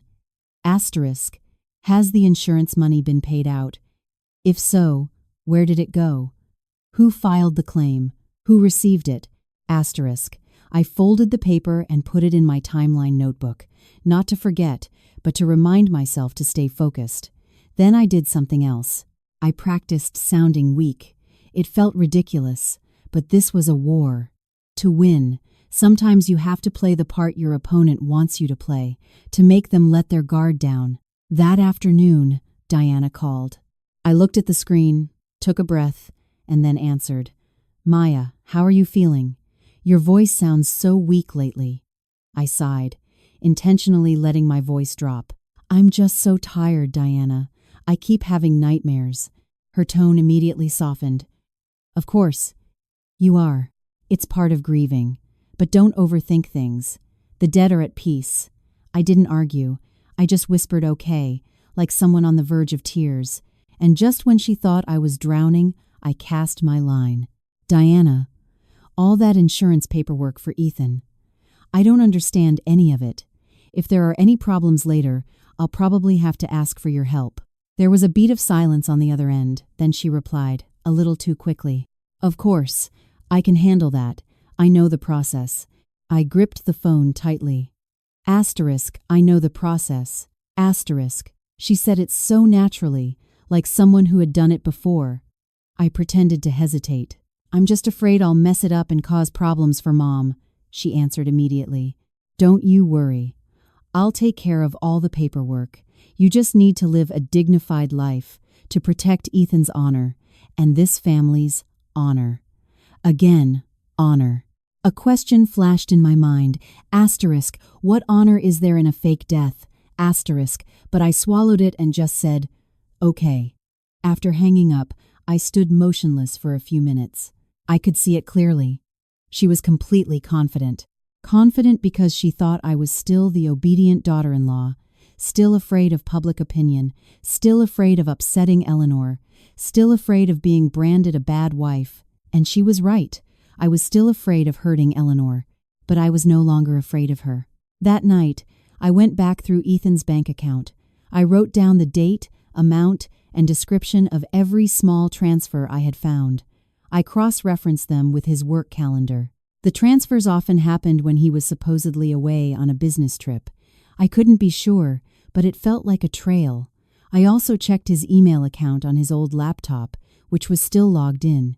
I wasn't snooping out of curiosity. I was searching for keywords. I typed in insurance, claim, authorization. I found a few forwarded confirmation emails. The timestamps corresponded exactly to the period when Diana had visited my office. I took screenshots and saved them. The more I looked, the more I felt like a pawn in a game that had been set up by more than one person. Late that night, Eleanor texted me, asking if I was asleep. Her message was simple, asterisk. Remember to eat something warm, dear. I'm worried about you. Asterisk, I read it, and my heart ached. I texted back, asterisk, I will, Mom. You get some rest. Asterisk, I didn't dare say more. I just made a promise to myself. When I finally exposed this, I would do it in a way that caused her the least amount of pain. Before going to sleep, I opened my evidence box and placed the insurance addendum on top of the pile. I looked at my own signature one last time and whispered to myself, Maya, from now on, you read everything before you sign, and you trust no one without an exit strategy. People say honesty is the best policy, but I had learned that honesty doesn't mean closing your eyes. I had been honest with my eyes closed once, and I had paid for it with 6 months of lighting candles for a living man. I turned off the light and lay down. For the first time in a long time, my mind wasn't foggy. It was as clear as an accounting ledger. I knew who had borrowed, who had loaned, who had signed, who had held, and who had withdrawn. And once the ledger was balanced, it was only a matter of time before the books were closed. I arrived at my mother-in-law's house on a crisp afternoon. The sun wasn't hot, but it cast a clear light on everything, including the lines of fatigue on a person's face. I didn't call ahead. I just brought a bag of fruit, a container of oatmeal I'd made, some fresh spinach, and soft tofu, all the things she liked for her vegetarian diet. When she opened the door, the scent of prayer candles wafted out. She was sitting in her old wooden chair by the small memorial shelf, her rosary in hand.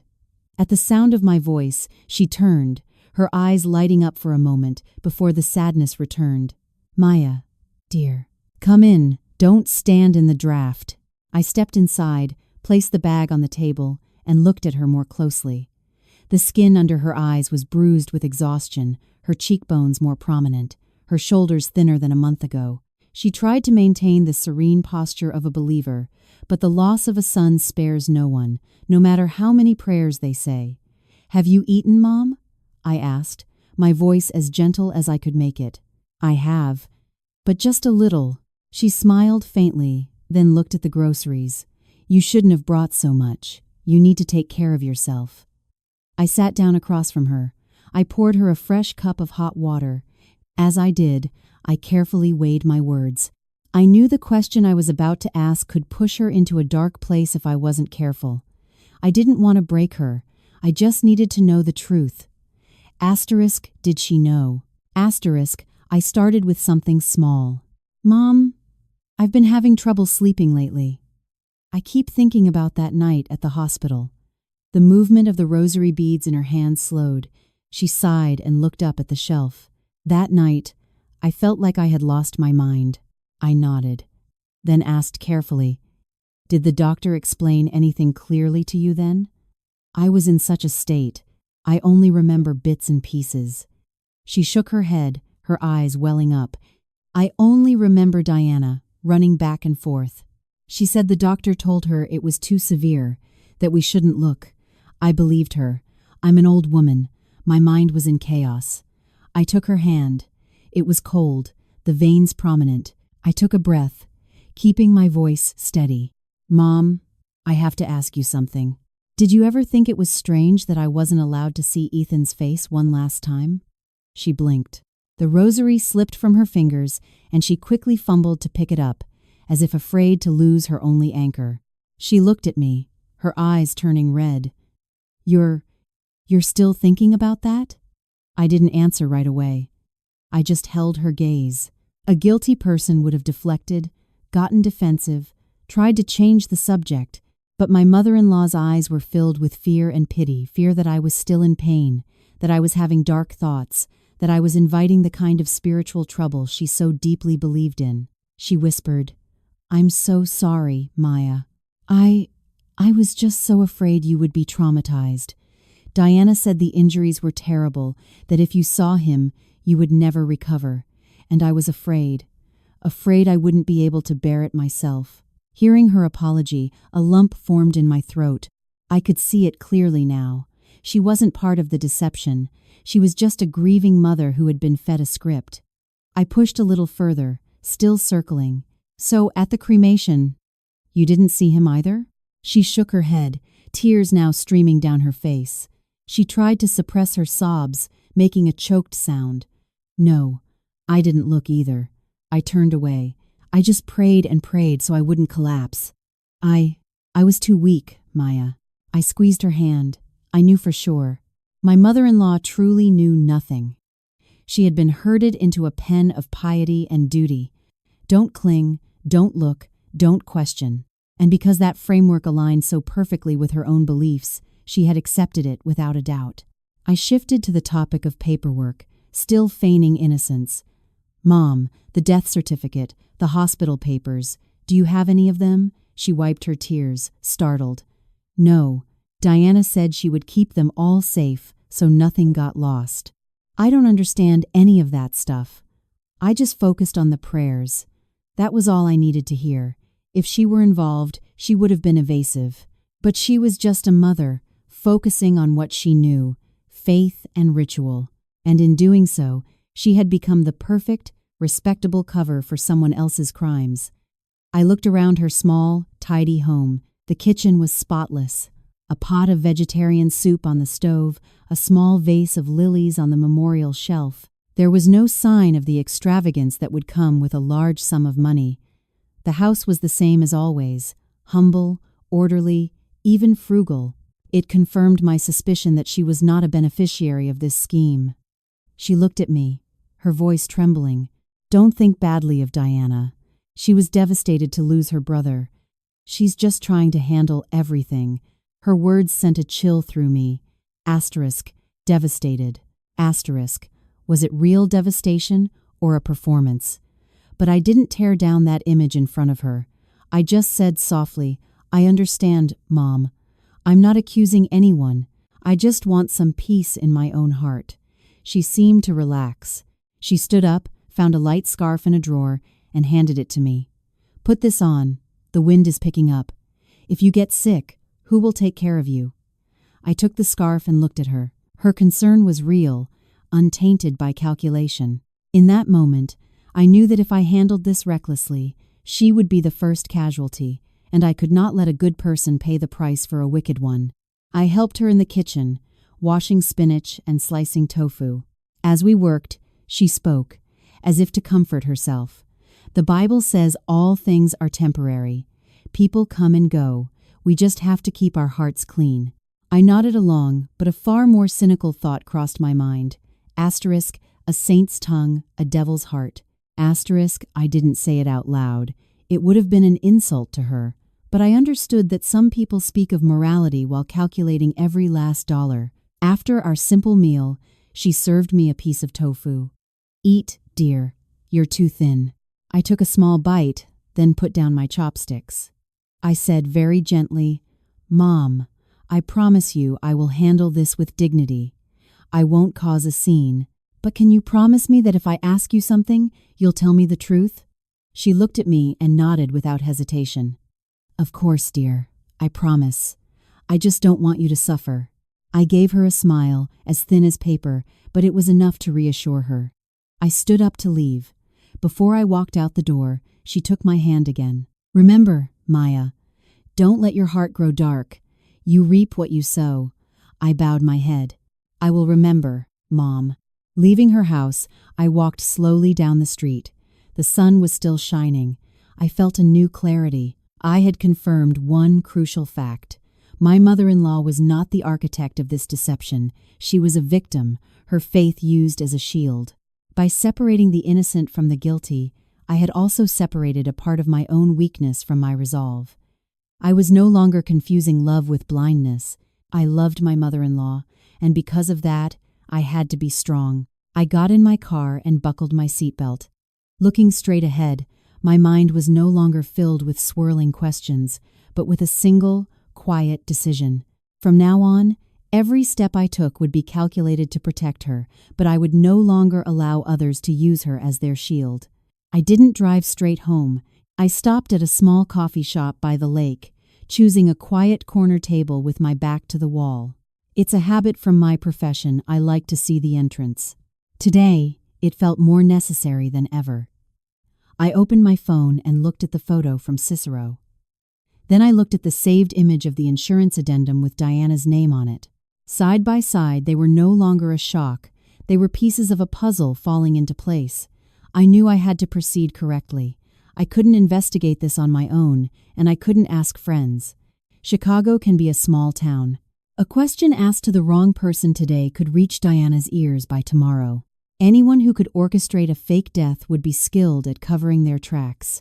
I needed a professional, someone who operated on facts, not emotions. I searched online for private investigators. I skipped the flashy ads and looked for a firm with a physical address, a clear service agreement, and a confidentiality clause. After half an hour, I made a call. A calm, unhurried male voice answered. "Frank speaking." I got straight to the point. "My name is Maya. I need to meet with you. It's a family matter, but it requires evidence, not just catching a cheating spouse." There was a pause on the other end. Then, "Name a public place." I suggested a busy coffee shop near a major street, public enough to be safe, bright enough to be transparent. I arrived 10 minutes early. Frank arrived on time. He was trim, wearing a gray button-down shirt, his eyes sharp but discreet. He didn't beat around the bush. "What do you need?" I showed him the photo on my phone. "I need you to verify this person's identity. I believe he is my husband, who is legally dead and has been for 6 months." Frank looked at the photo without flinching. "Do you have any certain identifiers?" I listed them like I was giving a report. A scar by his left eye, a missing fingertip on his left hand, his posture. I gave him facts, not tears. Then I showed him the photo of the insurance addendum with Diana's name and my signature. He put the phone down. What kind of outcome are you looking for? Evidence for a private confrontation or for legal action? Legal, I said without hesitation. I need to know what name he's living under, where he lives, who he associates with, and most importantly, where the insurance money went. Frank nodded. I can do that. But you understand, this involves official records, which means we might run into the people who falsified them.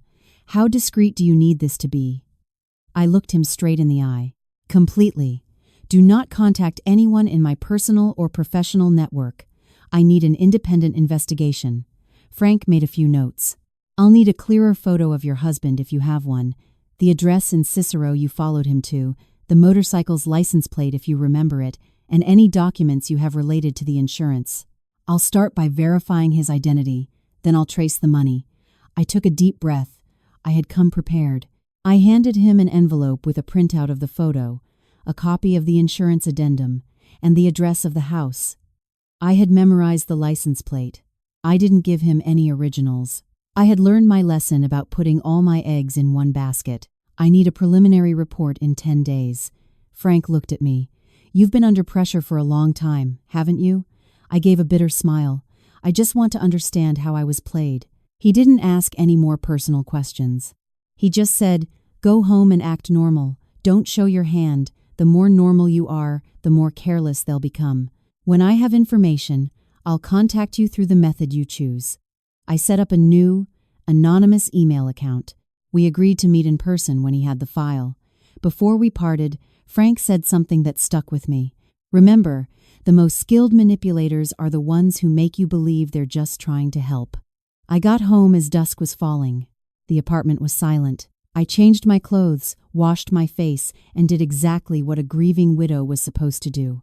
I made a small, simple dinner, lit a candle on the memorial shelf, and tidied up. I tried to keep my breathing even, as if nothing had changed. My phone rang. It was Diana.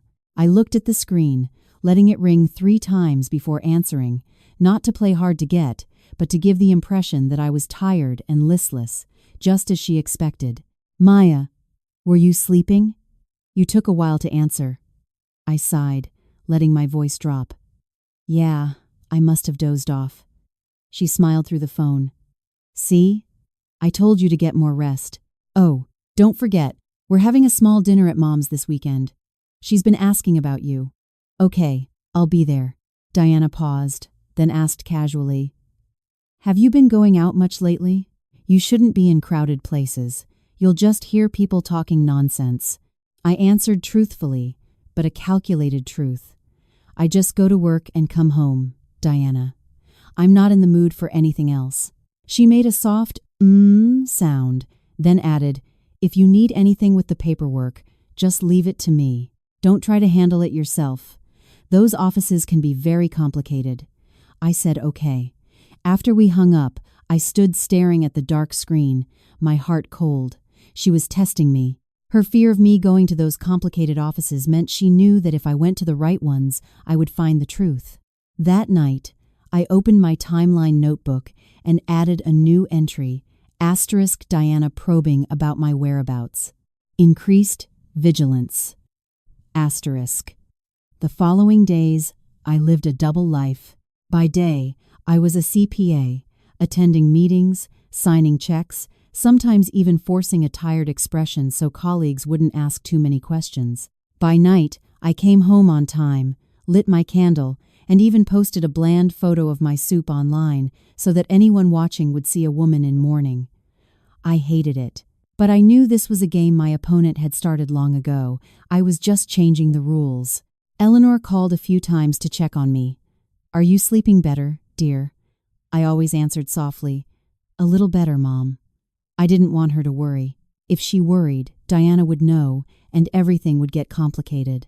On the 8th day, I received a short message from Frank in my new email account. * have established a basic routine. A middleman is involved. * I read the message, my heart pounding. I sat still for a few minutes before I could breathe properly. Not out of fear, but because I could feel the truth breaking the surface. I remembered an old saying my mother used to use: greed leads to ruin. They had been greedy for the insurance money, for a double life, for turning me into a widow. Their ruin was coming. On the 10th day, Frank scheduled a meeting. I chose a location far from my neighborhood, in a quiet cafe with a private room. He placed a folder on the table. It wasn't thick, but it was enough to make my hands feel cold. "Take a look," he said. "The man you saw isn't using his real name. In that neighborhood, they call him by an alias, and there's someone behind the scenes handling his paperwork. A local fixer they call Sal the Fixer." I heard the name Sal and felt a chill. It matched the scrap of paper from Ethan's coat. The name Sal and the circle around it. It wasn't a coincidence. Frank continued in his even tone. "I haven't dug into the hospital records yet, but the death certificate was processed unusually fast. The insurance payout is being funneled through an intermediary account and then withdrawn in small cash amounts." I gripped my purse, my nails digging into my palm. I asked in a low voice, "Whose name is on the intermediary account?" Frank showed me a printout with a name and an account number. Probably not the real owner. Could be a mule, but if we follow it, we'll find the person directing it. I stared at the name. There was no more room in my heart for the hope that I had been mistaken. There was only the brutal truth. They had set up the financial pipeline before I even knew I was going to be a widow. I didn't cry. I didn't ask why. I just said, like someone closing a file, "Continue the investigation. I need a case so solid that when I present it, they won't have a single lie to stand on." Frank nodded. "I will. But remember, the closer you get to the truth, the more desperate they might become. Be careful." I put the folder in my bag. Before leaving the cafe, I caught my reflection in a mirror in the hallway. My eyes were completely different from 6 months ago. They were no longer the eyes of a woman waiting for others to make decisions for her. They were the eyes of someone who had found the loose thread and was about to unravel the entire tapestry. I stepped out onto the street. The wind was strong. I pulled my collar up, not because I was cold, but because I knew that from now on, every step had to be certain. One misstep, and the actors would have time to clear the stage. But I had come this far. I would not retreat. I got home after dark. The fluorescent lights of the hallway illuminated the exhaustion on my face. I stepped into the apartment, locked the door twice, and leaned against it for a few seconds, not to cry, but to let my heart rate return to normal. I placed the file Frank had given me on the dining table. Under the warm light, the folder looked thin, but to me, it felt as heavy as a tombstone. I made a cup of tea, took a sip, and then opened it, as if I needed to steady my hands before touching the most important thing in the world. Inside were photos of the man from the grocery store, coming and going from the house in Cicero. Pictures of him working on his motorcycle, buying groceries at a local market, walking his son to school. It was all so normal it was obscene. Obscene not because he was alive, but because I had been mourning him while he was living a perfectly ordinary, happy life. There was a section with a detailed log of his movements, what time he left the house, what time he returned. I looked at the schedule and felt a chill. It was as regular as clockwork. This double life wasn't an improvisation, it was a routine. Most importantly, there was the financial trail. Frank had printed bank statements showing a series of small cash withdrawals: $2,000, $3,000, $5,000, all from different ATMs. They hadn't taken a lump sum. They were chipping away at it, like someone breaking a large rock into small pebbles to hide in their pockets. I cross-referenced the dates with my own timeline. The withdrawals coincided with the days Diana had called to remind me to go to church, to perform a ritual, to stop overthinking. I laughed, a bitter, hollow sound. While I was practicing being a dutiful daughter-in-law, they were practicing how to launder money. In the investigator's notes, the name Sal the Fixer appeared several times. Frank had noted that Sal was a known document forger who had been seen with Diana on a few occasions near government buildings. There was a long-distance photo of a heavy-set man in his 40s with a buzz cut, talking to a woman who looked like Diana in front of a coffee shop near the hospital. The photo wasn't perfectly clear, but the woman's posture and coat were identical. And most importantly, the photo was time-stamped from the week of the accident. I closed the folder, my hand resting on it as if it were the lid of a coffin, the coffin of their lies. But I didn't allow myself to act rashly. I knew that having evidence wasn't enough. I had to use it correctly. If I acted on emotion, this would just devolve into a messy family argument. They would play the victims, use my mother-in-law as a shield, and I would be painted as the widow who had gone insane from grief. My first step was to back everything up. I scanned the entire file onto my computer and encrypted it. I saved one copy to an external hard drive, one to a draft email, and one to a new, secure cloud account created solely for this purpose. I also photographed every important page with my phone and sent it to a private chat with only myself in it. After I was done, I finally exhaled. People who were skilled at creating illusions were also skilled at making them disappear. I would not give them that chance. Next, I sat down, opened my contacts, and found the name Frank had recommended, Jessica Vance, an attorney. He had described her as sharp and methodical, not an ambulance chaser. I dialed the number.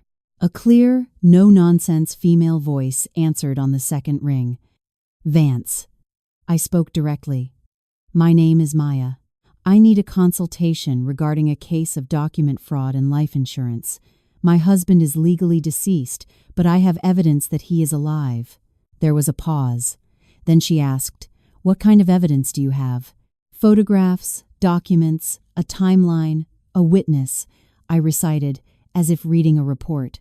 "I have a direct sighting, a PI's file on his routine and the financial trail, an insurance addendum with my signature, and the name of the man who facilitated the paperwork. I need to proceed correctly to protect my rights and avoid a countersuit."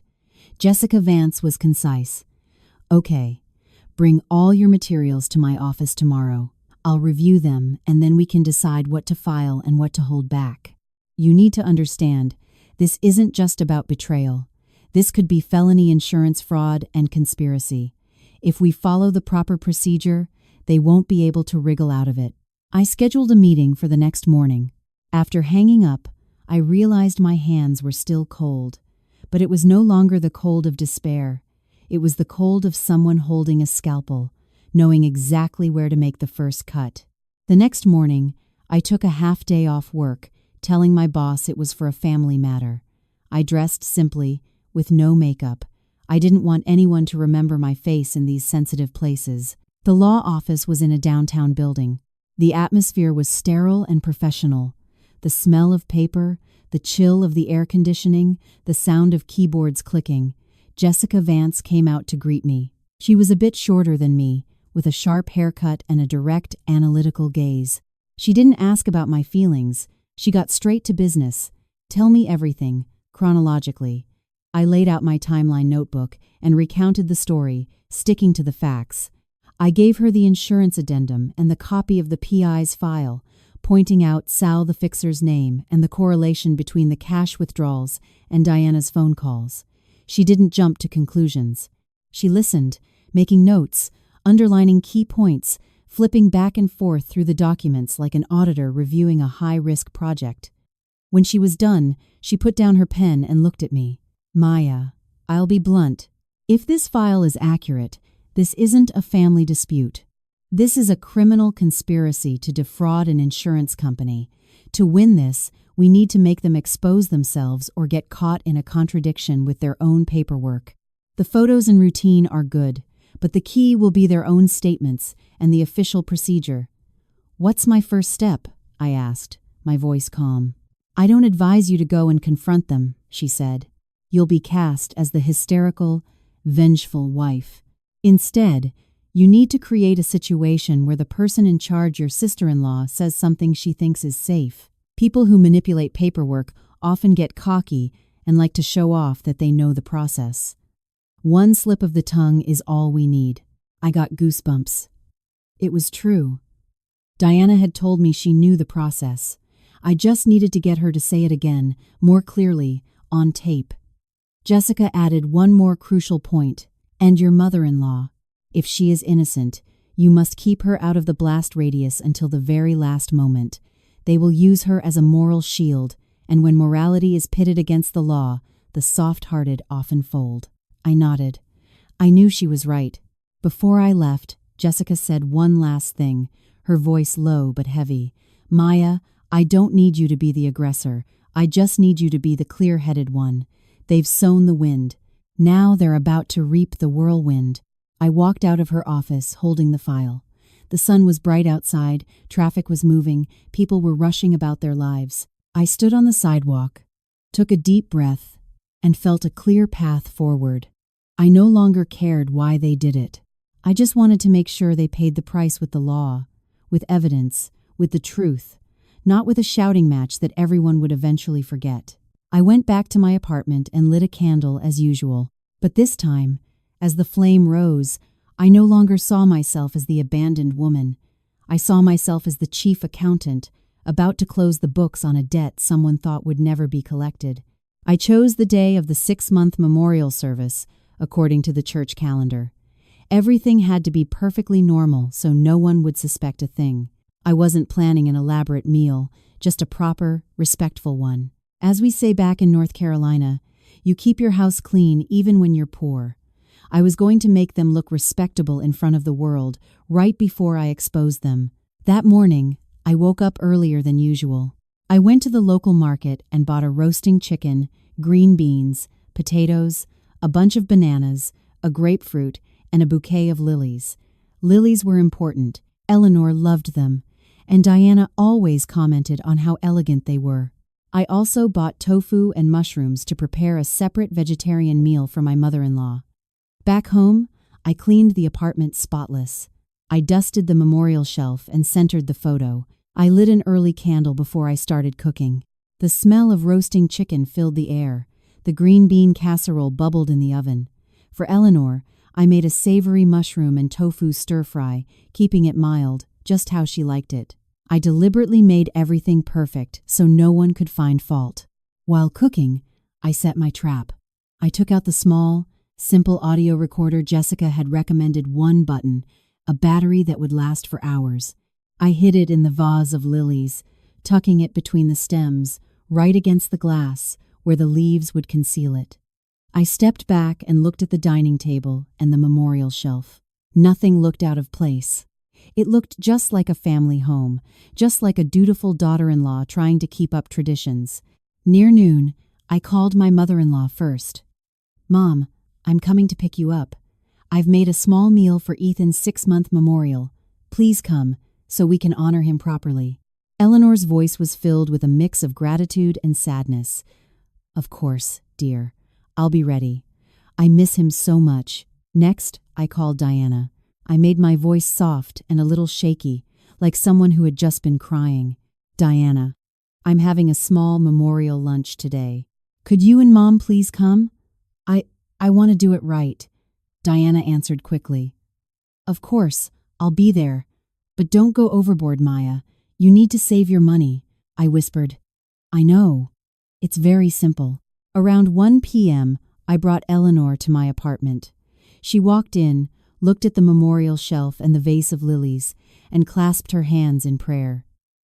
She turned to me, her voice hoarse. "You've done a beautiful job, dear.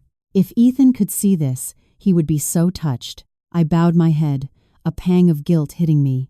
I took her hand and led her to a chair at the dining table, setting her vegetarian plate before her. I poured her some tea. A little later, Diana arrived. She swept in, her eyes quickly scanning the room the way a realtor inspects a property. Then she smiled. "Oh, Maya, you shouldn't have gone to all this trouble. You're young. You need to think about your own future." I gave a weak smile. "I did it for Mom. And for Ethan's peace." Diana nodded approvingly. "That's the right attitude. The departed need their peace. If you keep dwelling on things, you'll only make yourself miserable." I didn't argue. I invited her to sit down, deliberately seating her at the head of the table, closest to the vase of lilies. Eleanor sat across from me, slightly to the side, out of the direct line of the conversation I was about to orchestrate. When the candles on the shelf had burned halfway down, I invited them to eat. I served Eleanor some mushrooms, asking if the seasoning was right. She nodded, her eyes still red. Diana took a piece of chicken and praised it. "This is perfectly roasted. You're a good cook." "Thank you," I said. It was Ethan's favorite. I let the name hang in the air, allowing the mood to dip. Diana looked at me, her tone comforting. Now, let's not talk about sad things. It only brings more pain." I nodded, took a deep breath, and cast my line. Just as Jessica had advised, be weak, be scared, ask for help. "Diana, honestly, I'm exhausted. I'm so scared of all the paperwork, the house, the insurance, all of it. I don't know what to do. I was hoping you could just handle it all for me. I'll sign whatever you need, as long as Mom doesn't have to worry." I spoke slowly, like a desperate person looking for a lifeline. Hearing the words, "as long as Mom doesn't have to worry," Eleanor immediately nodded, looking at Diana with pleading eyes. Seeing this, Diana's eyes lit up. It was the look of a predator seeing its prey walk into a trap. She put down her fork, her tone shifting from comforting sister to efficient professional. "Of course, I can handle all of that. I'm used to it. You just leave it to me. I'll get it all done quickly and cleanly." I lowered my head, pretending to wipe away a tear. "You can really do it? I'm just so afraid of going to those offices, of them asking me questions I can't answer." Diana let out a small, self-satisfied laugh. "Oh, please. There's a process for everything. I've handled plenty of these things. It all goes smoothly when you have someone who knows how to handle the paperwork." I looked up, my eyes red, playing the part of the naive widow. "Someone who knows how to handle the paperwork? What do you mean?" Diana faltered for a second, but, having gone too far to turn back, she glanced at her mother and then said quickly, "I just mean it's faster when you know someone who's experienced. If you go by yourself, it takes forever." I nodded, maintaining my innocent expression. "Is that the person you mentioned before? I remember you said you had help." Diana's brow furrowed slightly before she forced a smile. "Why are you so concerned with the details?" "Yes, a guy named Sal. They call him Sal the Fixer. He's just a guy who knows how to expedite things. I hired him to get it done faster, that's all." Asterisk Sal the Fixer. Asterisk. The moment she said the name, I felt it. It was like a stamp hitting a document. All the threads in my mind pulled tight and snapped into place. I couldn't let my excitement show. I just made a small O sound and feigned fear. "So this Sal can handle everything?"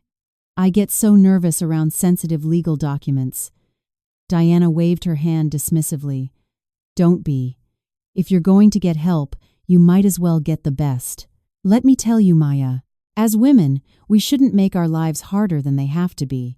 If something can be done cleanly, then do it cleanly." The word cleanly made me think of the hospital, the cremation, the mausoleum. It was the key that unlocked their entire strategy. They wanted it clean so no one would have time to look too closely. Eleanor interjected, her voice weak. "As long as it's not dishonest. As long as it doesn't go against God's will." Diana turned to her mother, her voice dripping with sweetness. "Don't worry, Mom. Everything I do with you in mind. I'm just making sure Ethan is resting in peace." I watched her say those words, her delivery as smooth as a prayer, and a chill went down my spine. I finally understood what a saint's tongue, a devil's heart, truly meant. I pushed for one more piece of confirmation, to get her to solidify her role. "You were so efficient at the hospital. I was in such a fog. All I could do was sign where you told me." Diana replied immediately. "Yes, you have to be fast in those situations. Any delay just creates chaos. And having Sal there to help with the paperwork really made things go smoothly." The moment the words left her mouth, she seemed to realize she had said too much. She quickly took another bite of chicken and smiled. "Anyway, let's eat. No more sad talk." I leaned over and served my mother-in-law some more tofu. My hands were steady, but my heart was pounding. In the vase of lilies, the recorder was silently capturing every self-incriminating word. The meal ended normally. I walked Diana to the door. She turned back one last time. "Remember to get some rest, Maya. If you need anything, I'll handle it." I nodded softly. The moment she was gone, I turned back inside. Eleanor was sitting at the table, sipping her tea, looking exhausted. I sat down beside her. "Mom, you should go home and rest. I'll clean up and then I can drive you." She patted my hand. "You're a good girl, Maya. I love you." I smiled at her, but my mind was made up. From this day forward, my mother-in-law would no longer be Diana's shield. After taking Eleanor home, I returned to my apartment, locked the door, and walked straight to the vase of lilies. I retrieved the recorder, my hands surprisingly steady. I plugged it into my laptop, copied the file, and immediately made 3 backups, labeling them with the date and time.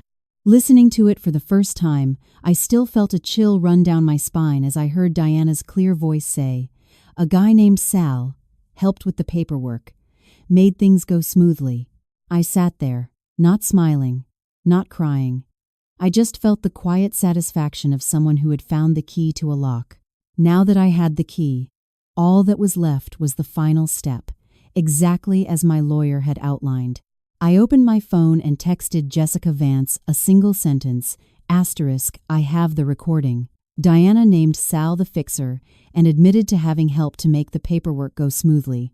After sending it, I turned off the screen and looked out the window. The Chicago night was clear, the streetlights golden, the air cool. I remembered a line from an old poem, "The mills of God grind slowly, yet they grind exceeding small." They had taken my dignity, my money, and 6 months of my life. It was time to collect the debt, not with curses, but with the truth. After texting my lawyer, I didn't call anyone else. I turned off the lights, went into my office, opened my laptop, and composed an email. I attached the audio file, the photo from Cicero, the insurance addendum, my timeline, and the PI's summary of the cash withdrawals. I organized it all neatly, like an audit file: source, date, content, relevance. Only after everything was sent did I allow myself to sit back. I thought I would be shaking, but I wasn't. I was perfectly calm, perhaps because I had spent the last 6 months shaking and there was nothing left. The next morning, Jessica Vance called me back, her voice decisive. "Maya, the recording is excellent. Now we proceed. We're filing a formal criminal complaint, along with all supporting documentation. You are not to confront them under any circumstances. Once the authorities are involved, they will unravel on their own. Just be prepared. They will retaliate viciously." I said, "I understand." I knew what retaliate meant. People who could stage a death could also stage tears. They could stage a story about a widow driven mad by grief. But they had forgotten one thing. I had evidence, and I was following the law. That afternoon, my lawyer confirmed the complaint had been filed. I didn't ask for details about which agency or what the process was. I knew better than to discuss that over the phone. I just asked the one question that mattered: what do I do now? Jessica's answer was simple: live your life. The more normal you act, the better. And be safe. If anything feels wrong, call me. That evening, Diana called. I looked at the screen, my heart calm. "Maya, what have you been doing?" I sighed, making my voice sound weak. "I'm sorry, I was exhausted. I must have slept through it." Diana paused, then said quickly, "Are you free tomorrow? I need to talk to you about those papers you asked me to handle." I knew she was sniffing around. I whispered, "I'm having dinner at Mom's tomorrow. We can talk then." She agreed, but her okay was clipped, no longer soft. I could hear the anxiety in her voice. Before hanging up, she added one last warning. "Maya, I'm telling you, don't listen to bad advice from anyone. People say crazy things when someone is in mourning." I just replied, "I know." After hanging up, I stood on the balcony, looking down at the street. The cars kept moving, people kept living their lives, and I was standing on the precipice, right before the truth was about to come crashing down like a tidal wave. 2 days later, it happened. Around noon, my mother-in-law called, her voice filled with confusion. "Maya, Diana just called. She said she has to go meet with some officials this afternoon. Do you know what's going on?" I gripped the phone tightly. I didn't want to hurt her, but she was already in the middle of it. I kept my voice as soft as possible. "Mom, please, just rest and eat something. I'll come over this afternoon. We'll talk then." When I arrived at her house, Eleanor was sitting in her chair, the rosary in her hands, but her fingers were still. Her eyes were red, her lips pressed together, as if she were trying to pray but the words wouldn't come. I sat down beside her, took her hand, and spoke slowly, without evasion but also without brutality. "Mom, I need you to be calm." I saw Ethan. Her eyes widened. The rosary fell from her hand, clattering on the wooden floor. She gasped for air. What are you saying?" I took out my phone and opened the photo from Cicero. I didn't shove it in her face. I let her look at it from a distance, giving her heart a moment to catch up. She stared for a few seconds, and all the color drained from her face. She grabbed my arm. "No, it can't be," I whispered. I didn't want to believe it either, Mom, but I followed him. "I have proof." "Mom, you were used. I am so sorry I have to be the one to tell you this." She started shaking uncontrollably, tears streaming down her face. She wasn't wailing, she was just shaking her head over and over, like someone who had been pushed off a cliff. At that moment, the doorbell rang. Diana burst in, her face tense, her eyes sharp. Seeing me there, she froze for a second, then immediately switched tactics. "Maya, what are you doing here?" "Mom isn't well. You're upsetting her." I stood up, my voice steady. "Stop acting, Diana." She was stunned. Eleanor looked at her, her lips trembling. "Diana, tell me. Ethan, is he?" Diana rushed toward her mother, trying to take her hand. "Mom, calm down. Whatever she told you, don't believe it. Maya is in shock. She's imagining things." I took out my phone and played the audio file. Diana's clear voice filled the living room. Asterisk. A guy named Sal helped with the paperwork, made things go smoothly. Asterisk. Diana's face went white. Her mouth opened and closed, but no words came out. Eleanor looked at her daughter as if she were a stranger, her eyes filled with a profound, bottomless pain. Just then, Diana's phone rang. She glanced at the screen and quickly silenced it, but not before I saw the words "UN known number" and a series of missed calls. She turned to me, her voice a low snarl. "You went too far, Maya. Do you think this makes you clever?" I looked her straight in the eye. "I'm just giving everyone the truth." Before I could say more, there was a firm knock on the door. 2 plainclothes officers presented their identification and asked Diana to come with them for questioning. I didn't need to know who they were. I just knew the process had begun. Diana whipped around to her mother. "Mom, tell them. Everything I did for you." Eleanor shot to her feet, her voice hoarse but as strong as steel. "You did this for me? You faked your brother's death for me? You made his wife mourn a living man for me?" Diana stood there, utterly defeated. As they led her away, she looked back at me, her eyes a mixture of hatred and fear. I didn't look away. I had once been afraid of the world's judgment. I was no longer afraid of the judgment of a con artist. 3 days later, Jessica Vance confirmed that the man living under an alias had been brought in for questioning and his identity was being verified. I read the text and my heart went cold, not with pain, but with the knowledge that the final act was here.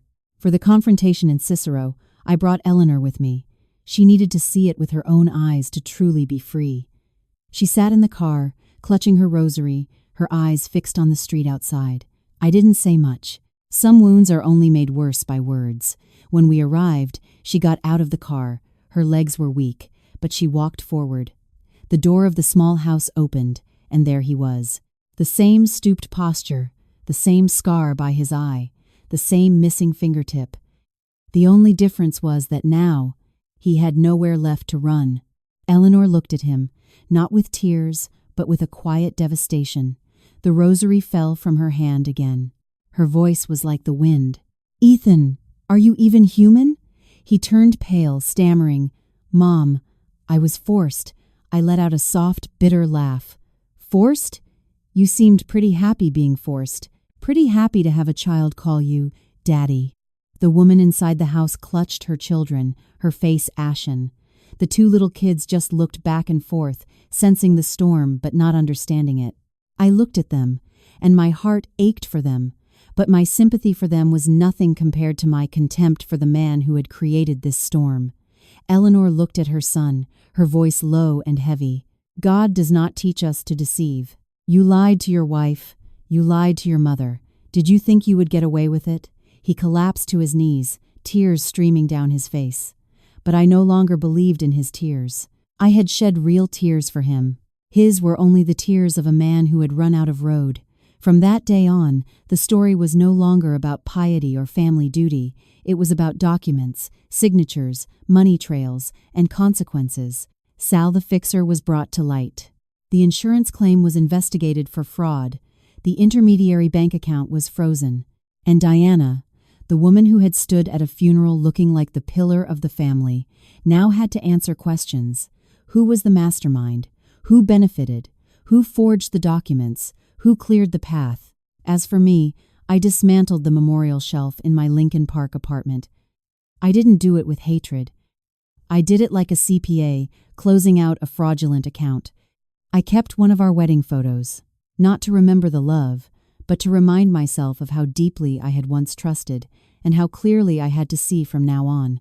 I said one last thing to my mother-in-law, my voice gentle but firm. I'm not destroying your faith, Mom.